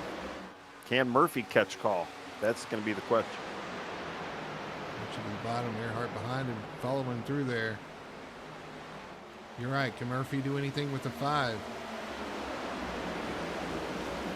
Both these guys, Richie and Justice Murphy, both on the same lap tires. 25 laps to go here at Homestead. Still a long way to go on these tires. Yeah, and I'm pretty impressed with what Michael Call's been able to do here. I mean, definitely. We haven't seen a great long run out of him, but again, he's been running that lower line through the corners now, opposed to where he was running earlier, and he may have found a way to save. I mean, nobody's been able to really catch him. I mean, Richie got really close, but was not able to obviously seal the deal there. But here comes Justice. He's got a good run off of 2. 5's going to cover that off into turn 3. He's going to run in behind him there. Murphy definitely a little bit faster than the 5 of Call. Oh, don't kind of sideways off the corner. Here comes Murphy. That was the door he needed. And a yellow. Caution is out. Joshua Gaiman. Wow. Backwards on the front stretch. The 61 of Gaiman.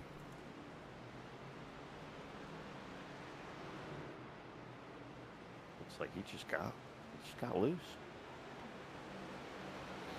Let's go back and look at our best one tire and I'll look here and instant replay to see what brought this caution out. Coming off the corner, same thing. Gets loose off the corner.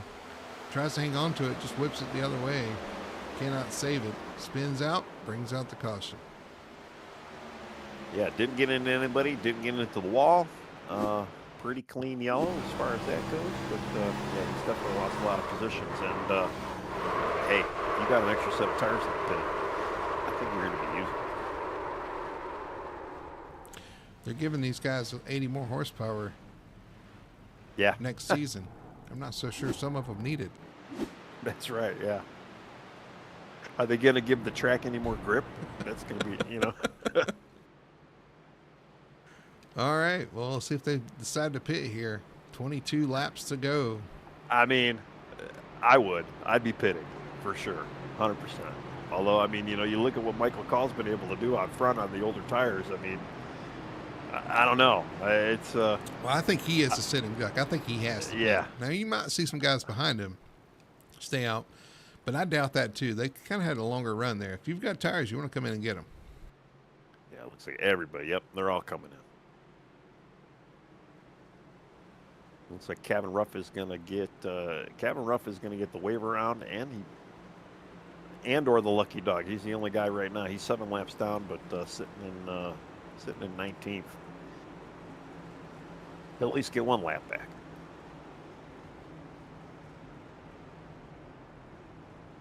All right. Who's going to be able to get out of the pit stall? Do we got any 2-tire takers?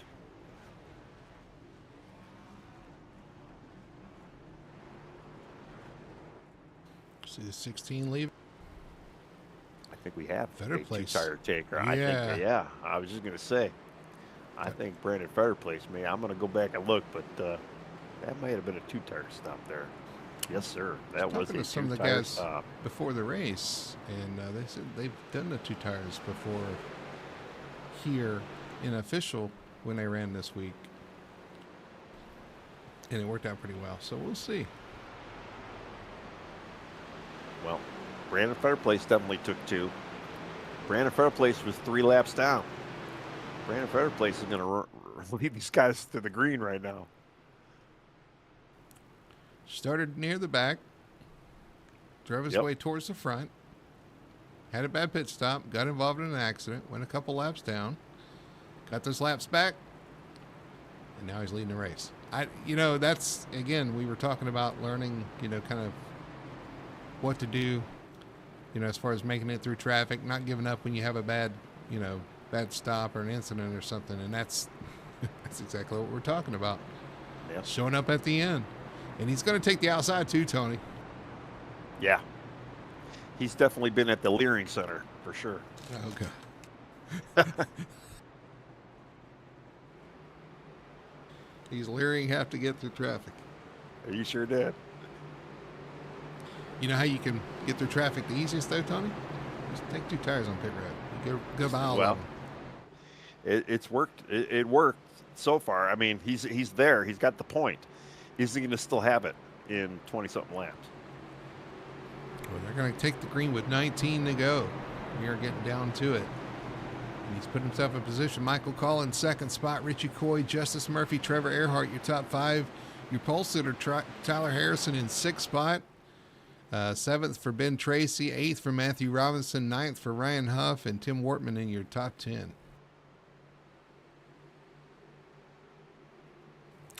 Pace car's off, getting ready for the restart here. 19 laps to go. Brandon Fetterplace leads them down. Green flag flies, and away they go. A little contact between our front two. Yeah, I don't know if there was a little tire spin there or something, but yeah, there was a little bit of contact. No harm, no foul, but you don't have to use all your seat, but you might want to use just the edge of it for this. This guy's racing close here, racing hard. Both these guys know each other too.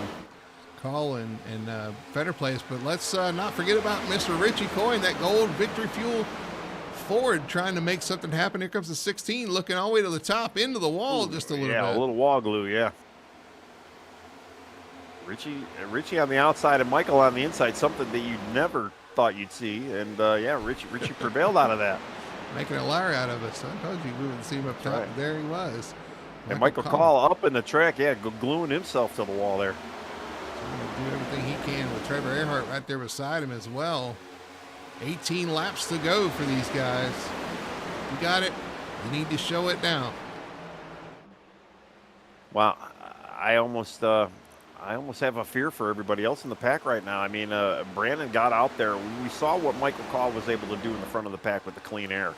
And looking at what Brandon's doing right now, these guys are going to have to throw anything they can to get by him, because I think he's going to prevail tonight from what I'm seeing right now. I can be wrong. I most likely am, but I don't know. He's looking pretty good right there. I mean, that 2-tire call may have been the winning move of the race. Well, here comes Michael Call back to the back bumper of the 19 on the entry of 3, but Trevor Earhart not letting him go either. 3-way battle for second spot. Oh, shuffle back there between Tyler Harrison and Justice Murphy. They're telling Michael, you like the outside so much, we're going to keep you up there. He does. He's run up there before, and he's made a lot of time on the top, so he's trying to do it once again here. But Trevor Earhart's not letting him get away, not letting him get that clean air on the, or at least single file on the straightaways. Well, he's in dirty air now too. I mean, he ran a race. We've seen him on the top side, we've seen him on the bottom side in the last run, but he's been in clean air for most of this, and he is not in clean air right now. So you can definitely see why the car. He's definitely not looking like he was looking earlier on. I'll tell you who is in clean air. Got a 0.6 of a second lead. Is the 34 Fetterplace. He's running away from these guys. And doing a good job up front right now.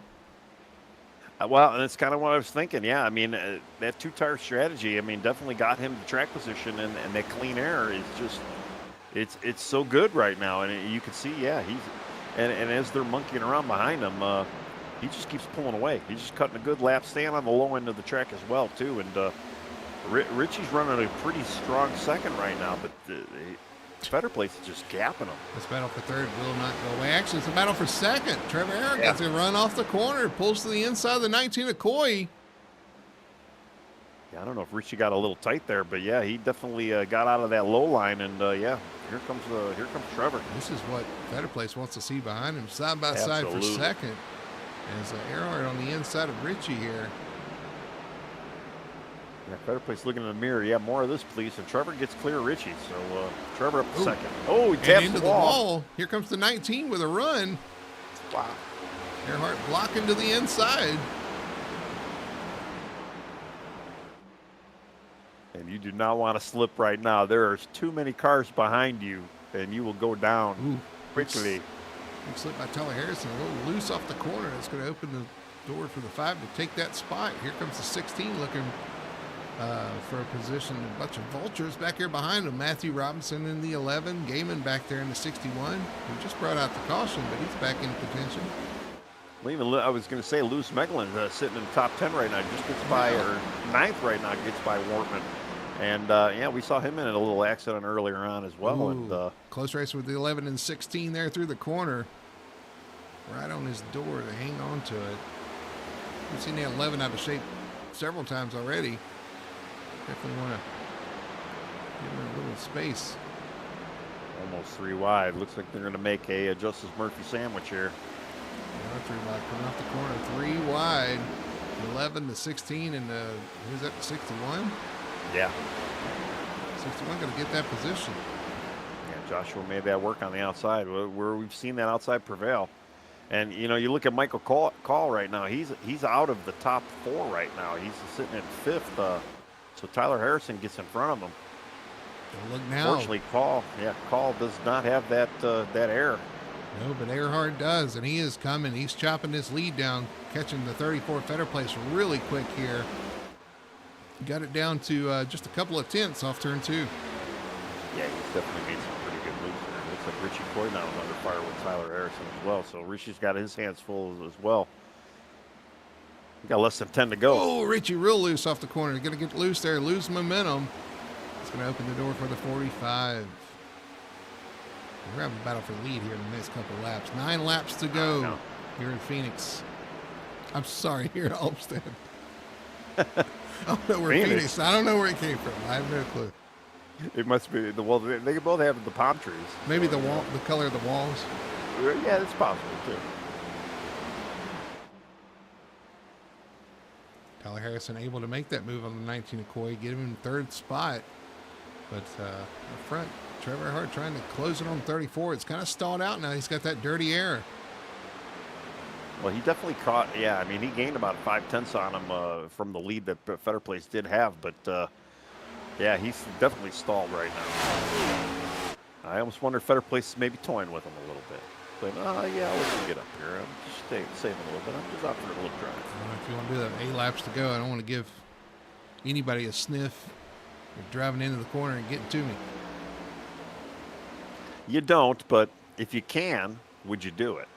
You know, if you felt like you got that little extra pep in your step, would you toy with them a little bit? Well, I don't know if it's that, or I just wouldn't push 100% if I don't have to.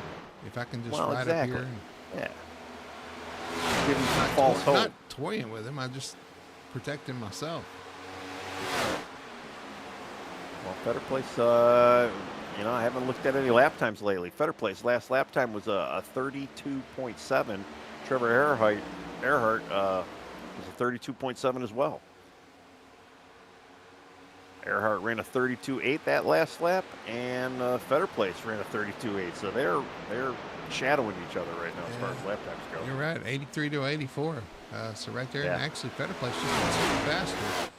So he's doing what he needs to do right there to maintain this lead. I tell you what, Federer Place. We talked about it early in the race. You know, just trying to take his time. He was towards the back, got involved in a wreck. You know, but up and down. And this is exactly the performance we usually see out of Federer Place. Although Earhart chopped about a half a tenth that lap, and he's getting closer. Yeah, he ran a very tall 32.6 that last lap to Federer Place's 32.8. So, is he going to have enough though to pass him? That's the thing. It's going to come to 4 laps to go. It's going to come down. It's going to be a nail biter here. Oh yeah. Between these two, Federer Place kind of mirror driving here, going to drive him up the wall. Trevor Hart in the wall, but they're nose to tail as they come to 4 laps to go. Yeah, Tyler Harrison just kind of hanging on in the back. Here's our pole sitter sitting in 3rd right now. He's kind of in no man's land in 3rd. He really not under fire nor lighting the fire either. So you just got to maintain. And I believe that'll be a good points night for him to help to hopefully help his championship run here. Good entry for Fetter Place. If he can hold it down, he does. Coming off the corner, 3 laps to go. He fades to the inside. Trying not to give the draft to Earhart there.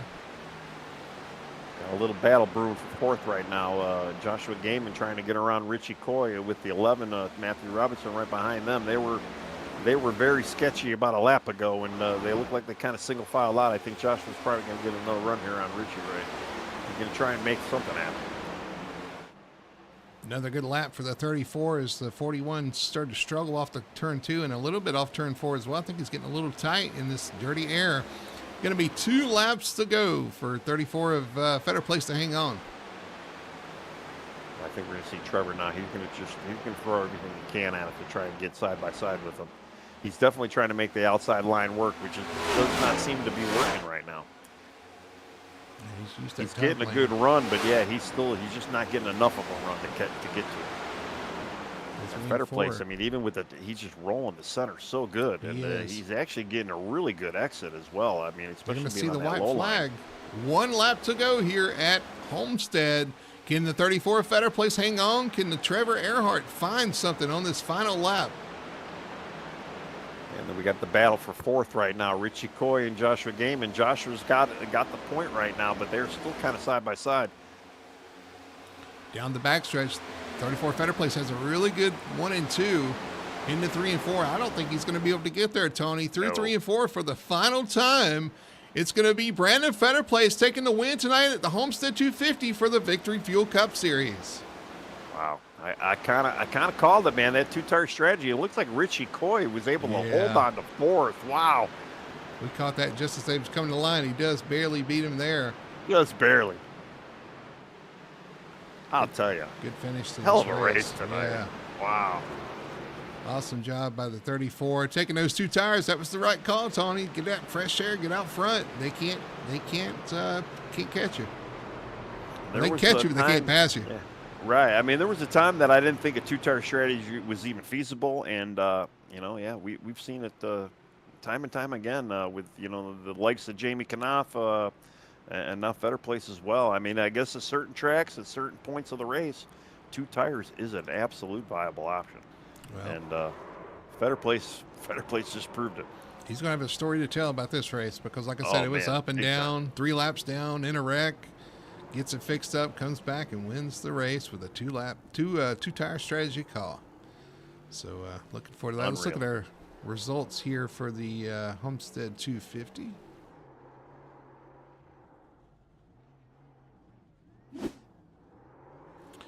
Be Fetter Place taking home the win with the 41 of Trevor Earhart coming home in 2nd spot. Tyler Harrison finishes up in 3rd. Richie Coy grabs that 4th spot on the last lap, racing with the 64 game and gets that run off the corner. Is going to hold on to 4th. 5th for the 61 of Joshua Game, and 6th spot for the 11 of Matthew Robinson. 7th for Michael Call in the 5. 8th spot goes to the 16 of Justice Murphy. 9th spot for the 83 of Tim Wortman. 10th is going to go to the 43, Lewis Meglin. Good rebound up into a top 10 finishing position. 11th spot for the 15 of Trevor Keith. 12th spot going to go to the 93 of Ryan Huff. A good rebound for him as well. 13th for Ben Tracy. 14th goes to the 09 or the 60, depending on if you're Tony in the blimp. Right. Of J.C. Evans. A good 14th spot. 15th for the 03 of Brian Dixon. And in 16th spot, going to the 22, Wyatt Huntley. All right, 17th, we have Lane Allen. 18th, David Duran. 19th, Kevin Ruff. 20th, Danny Batiste. 21st, Nick King. 22nd, Jeff Chandler. James Torrey comes in 23rd. Jamie Knopf, 24th. Robert Fitzpatrick Jr., 25th. Wayne Grassi, 26th. Parker Johnston, 27th. Victor Fluger, 28th. Alexander Hodge, 29th. Rob Fitzpatrick Sr., 30th. And Jonathan Atkins, 31st. Man, I'll tell you, what a crazy race. But am I really shocked with Fetter Place? I mean, he was our C-season champion. But, I mean, with the night that he had, I definitely wouldn't have predicted that rebound. And it was a fun race. Great race. Racing all over the track. all for all the positions. Hard to keep up with on our end, but it was a lot of fun Yeah. to watch, a lot of fun to cover. And at the end of the day, Brandon Fetter Place gets it done, the number 34. So we're going to take a quick commercial break. When we come back, we'll talk to our top 3 finishers, get their perspective of tonight's race, and see what they have to say. We'll do all that on the other side of this commercial break. We'll be right back after this. Racing isn't easy, but experiencing it is. iRacing puts you in the driver's seat with the industry's leading sim racing game. Drive on laser scan replicas of the greatest racing circuits from around the world. Go head-to-head against other drivers chosen by skill-based matchmaking to ensure competitive racing at every level. Compete across all your favorite series. In officially licensed cars, engineered to deliver the most accurate driving experience possible.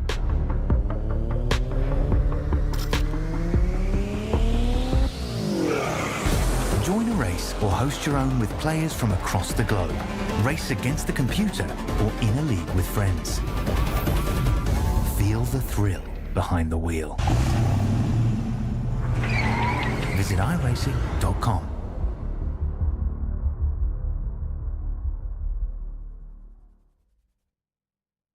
We are Best One. The best tires. The best customer service. The best automotive service. And the best customers. You see, Best One isn't just our name, it's who we are. Since 1948, Best One has been delivering quality and dependable tires and full-service automotive care to our customers. Best One, selling tires, serving people. We are Best One.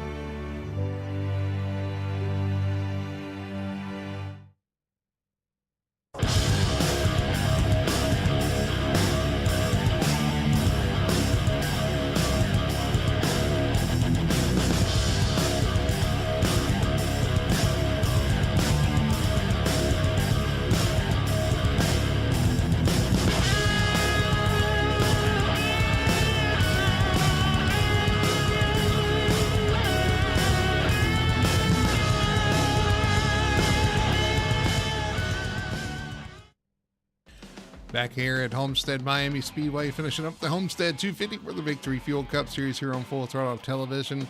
Just wrapped it up. Brandon Fetter Place, your winner here tonight. We're going to throw it over to our post-race show presented by Victory Fuel and talk to our top 3 finishers. See if we can find our 3rd place finisher here. Mr. Tyler Harrison comes home in 3rd after starting on the pole. See if we can grab him. Tyler, man, congratulations. 3rd place finish, man. Start on the pole. Strong night once again. Currently leading the points. And I think you're going to continue to lead the points. Great race tonight, man. No, thanks, guys. I appreciate that. Happy to finally be up here for the first time this season. Just the name of the game, I feel like, has been consistency to get this far. And, just having strong runs like this, getting as many stage points as I can, and just kind of maximizing what I have and what I feel the pace is it's just been the motif every week. So happy to be finally up here and happy to get a podium, happy to get a good finish after Atlanta. Yeah, you talk about the points and stage points. You're right. The consistency's really paid off, man. But the race tonight for the stage win, you and the 48, man, that was pretty exciting, pretty entertaining, man. You guys are going at it. No, absolutely. Yeah. I mean, that was a ton of fun to throw some haymakers there with with Jamie there. So, big props to him. It's a shame that him and forget what the other car was they got tangled up with, got into each other, because that would have made for some interesting racing up at the end there with Fetter Place and Trevor. But super stoked to just kind of keep that going and have that battle and just have the speed, right? There's a lot of really talented guys that come here every week and bring their best, and it's cool to be able to run consistently in the top 5, top 10 with some of these guys. A lot of talent and a lot of great racing in this league, honestly. I can echo that for sure, man. There's a lot of talent, a lot of speed, and a lot of good drivers out there on the track, and you're one of them, man. You just show up every week, and like I said, the consistency's really paid off. We go to Kansas next week. It's sort of similar to, I guess, Homestead if you squint, where you kind of run, you can kind of run all over the track there. It's a lot of fun, a little bit more wide open, a little bit newer pavement. But what do you think about going there next week? I feel really good running the 45 car at a track like that. True. Toyota's got some pretty good history there. No, I like Kansas a lot. It kind of, in some aspects, kind of reminds me of Chicagoland on how the car drives. So, really stoked to go there. I think that'll make for some really entertaining racing. And as you said perfectly, right? It's multi-lane. You can really kind of pick your lane there. It's not Homestead like tonight was more so maybe like a 2 or 3 lane track, but Kansas is you can find what works best for you there and kind of run with it. So it'll be entertaining to see what kind of racing we get out of that, and hopefully we can bring the same speed as we brought tonight there next week. Absolutely. Well, man, you started from the best seat in the house, come home in third place. You ran up front, towards the front all night. Again, congratulations on a solid run. I'm going to turn it over to you, let you do your shout outs and your sponsor plugs. Yeah, I appreciate that. Of course, big shout out to Avon Studios on the car here tonight. Happy to get them a podium place here, as well as Recharge Rally, who's also been on the car here this season, Mr. Detail, Cars and Wings as well. Big shout out to you guys who broadcast here, and of course the league in itself, and everybody that sponsors the league, and of course my teammates at Rolling Thunder Racing, Lightning Fast Motorsports. We put in a good chunk of practice here, whether it be in officials or private sessions to keep pace and make sure we bring the best every week. So it really shows off with the speed that some of those guys have and that we have here. So yeah, just excited for next week. Hopefully I can be back up here on the podium, and hopefully we can keep this strong season going. Yeah, definitely is showing up, man. Well, again, congratulations. Enjoy it. And we'll see you next week at Kansas. For sure. Appreciate you guys. Thank you. There's your third place finisher tonight. Tyler Harrison in the 45 getting it done. And I guess, going to Kansas in the 45 is not a bad thing. I'm going to throw it over to you, Tony. I think you're standing by with second place, Mr. Trevor Earhart. Yeah, I'm over here with Trevor. Man, you had a pretty wild night tonight. I mean, you gained one spot from where you pulled. Had a pretty good, strong finish, getting by Richie there for second. What did you have for Fetter place? I mean, you were getting close, but is it the clean air that kind of killed the momentum there, or what was the deal? A lack of confidence going to the outside line. I think I had a little bit faster car than he did there at the end. I just didn't have the commitment to run the outside. I'd been bottom feeding the whole race, and that's where I found a lot of my speed throughout the course of the night, and thought I could get a better run than he could, and just spent too much time in his dirty air.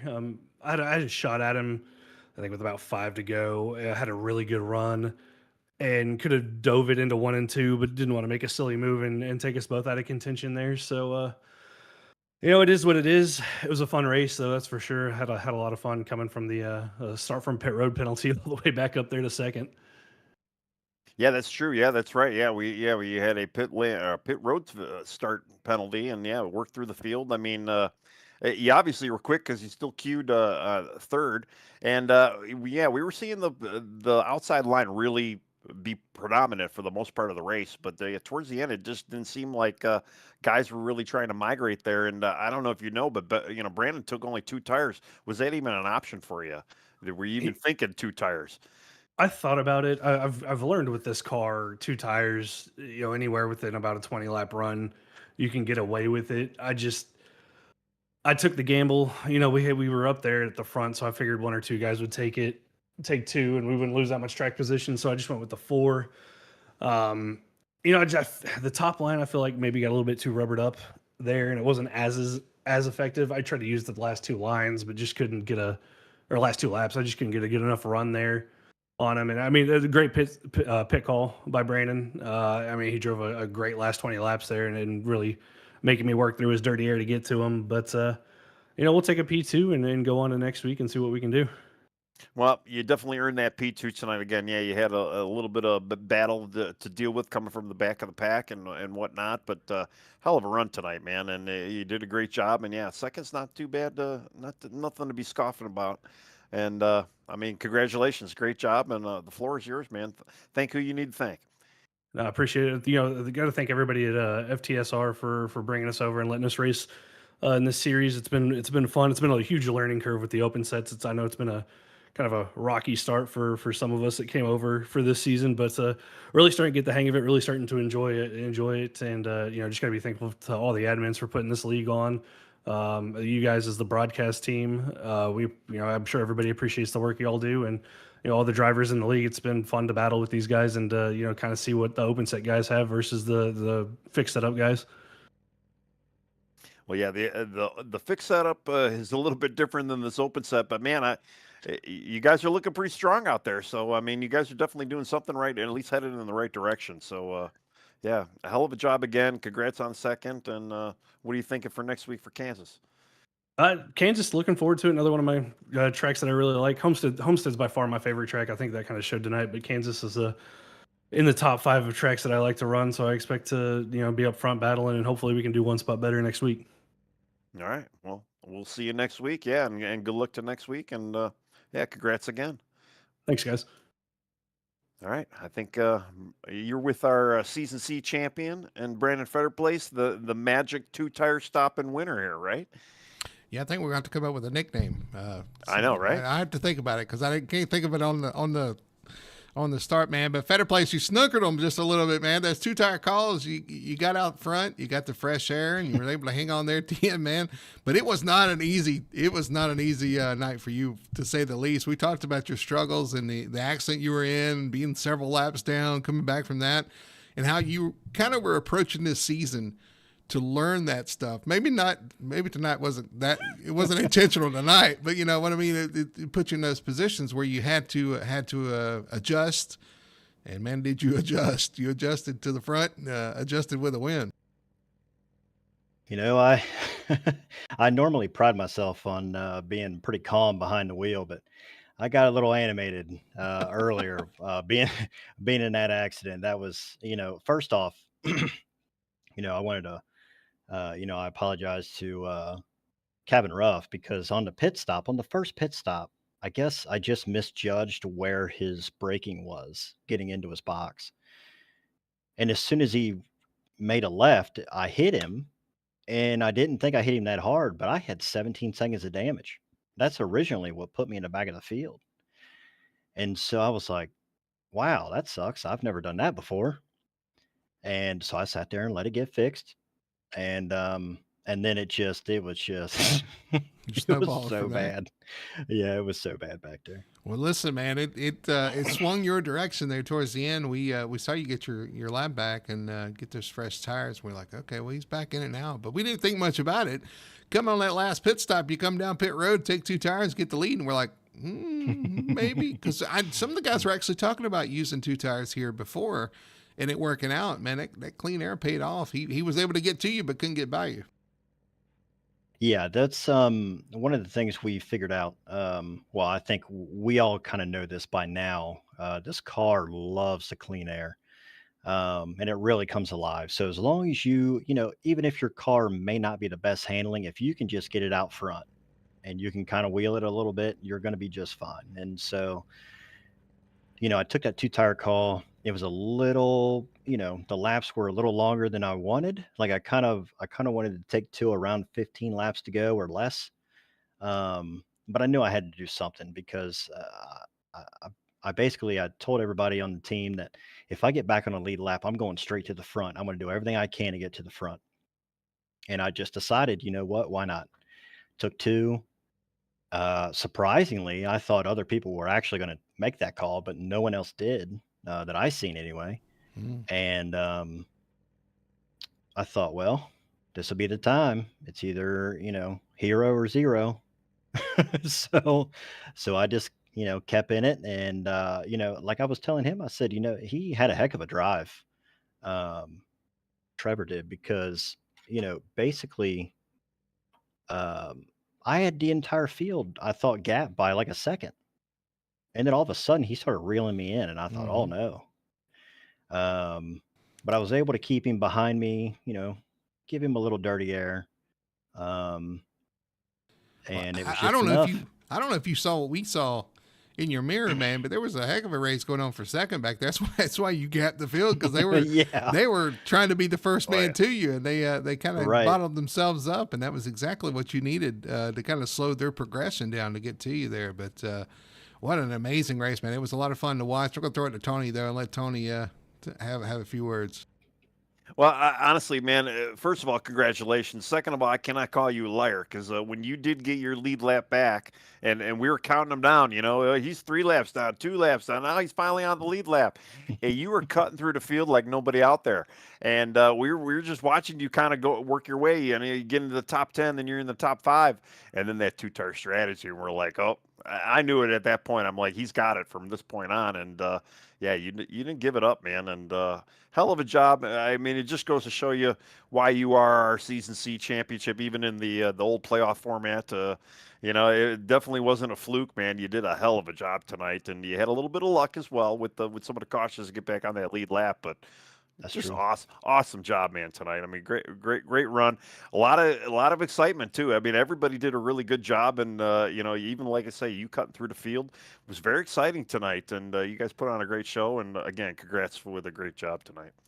Thank you, man. I greatly appreciate it. I know, I do my best every week to kind of push myself and to try to learn. I'm, who are we if we don't, if we're not always trying to learn, you just, you can never know enough. And so, I definitely learned some stuff tonight. Not all of it was good. But, hey, it all happened to work out for us. All right, man. Well, again, congratulations. What an awesome race. It was a fun race to watch. We go to Kansas next week. I know you enjoy Kansas. I know you and the 99 of Kevin Rupp had a great race last time we were at Kansas. And Oh yeah. you guys put on the show out there. It's going to be a lot of fun. What's your thoughts on that one? Again, this field has gotten stronger, and I wouldn't be surprised to see a lot of these new faces up front. Kansas is a really fun track.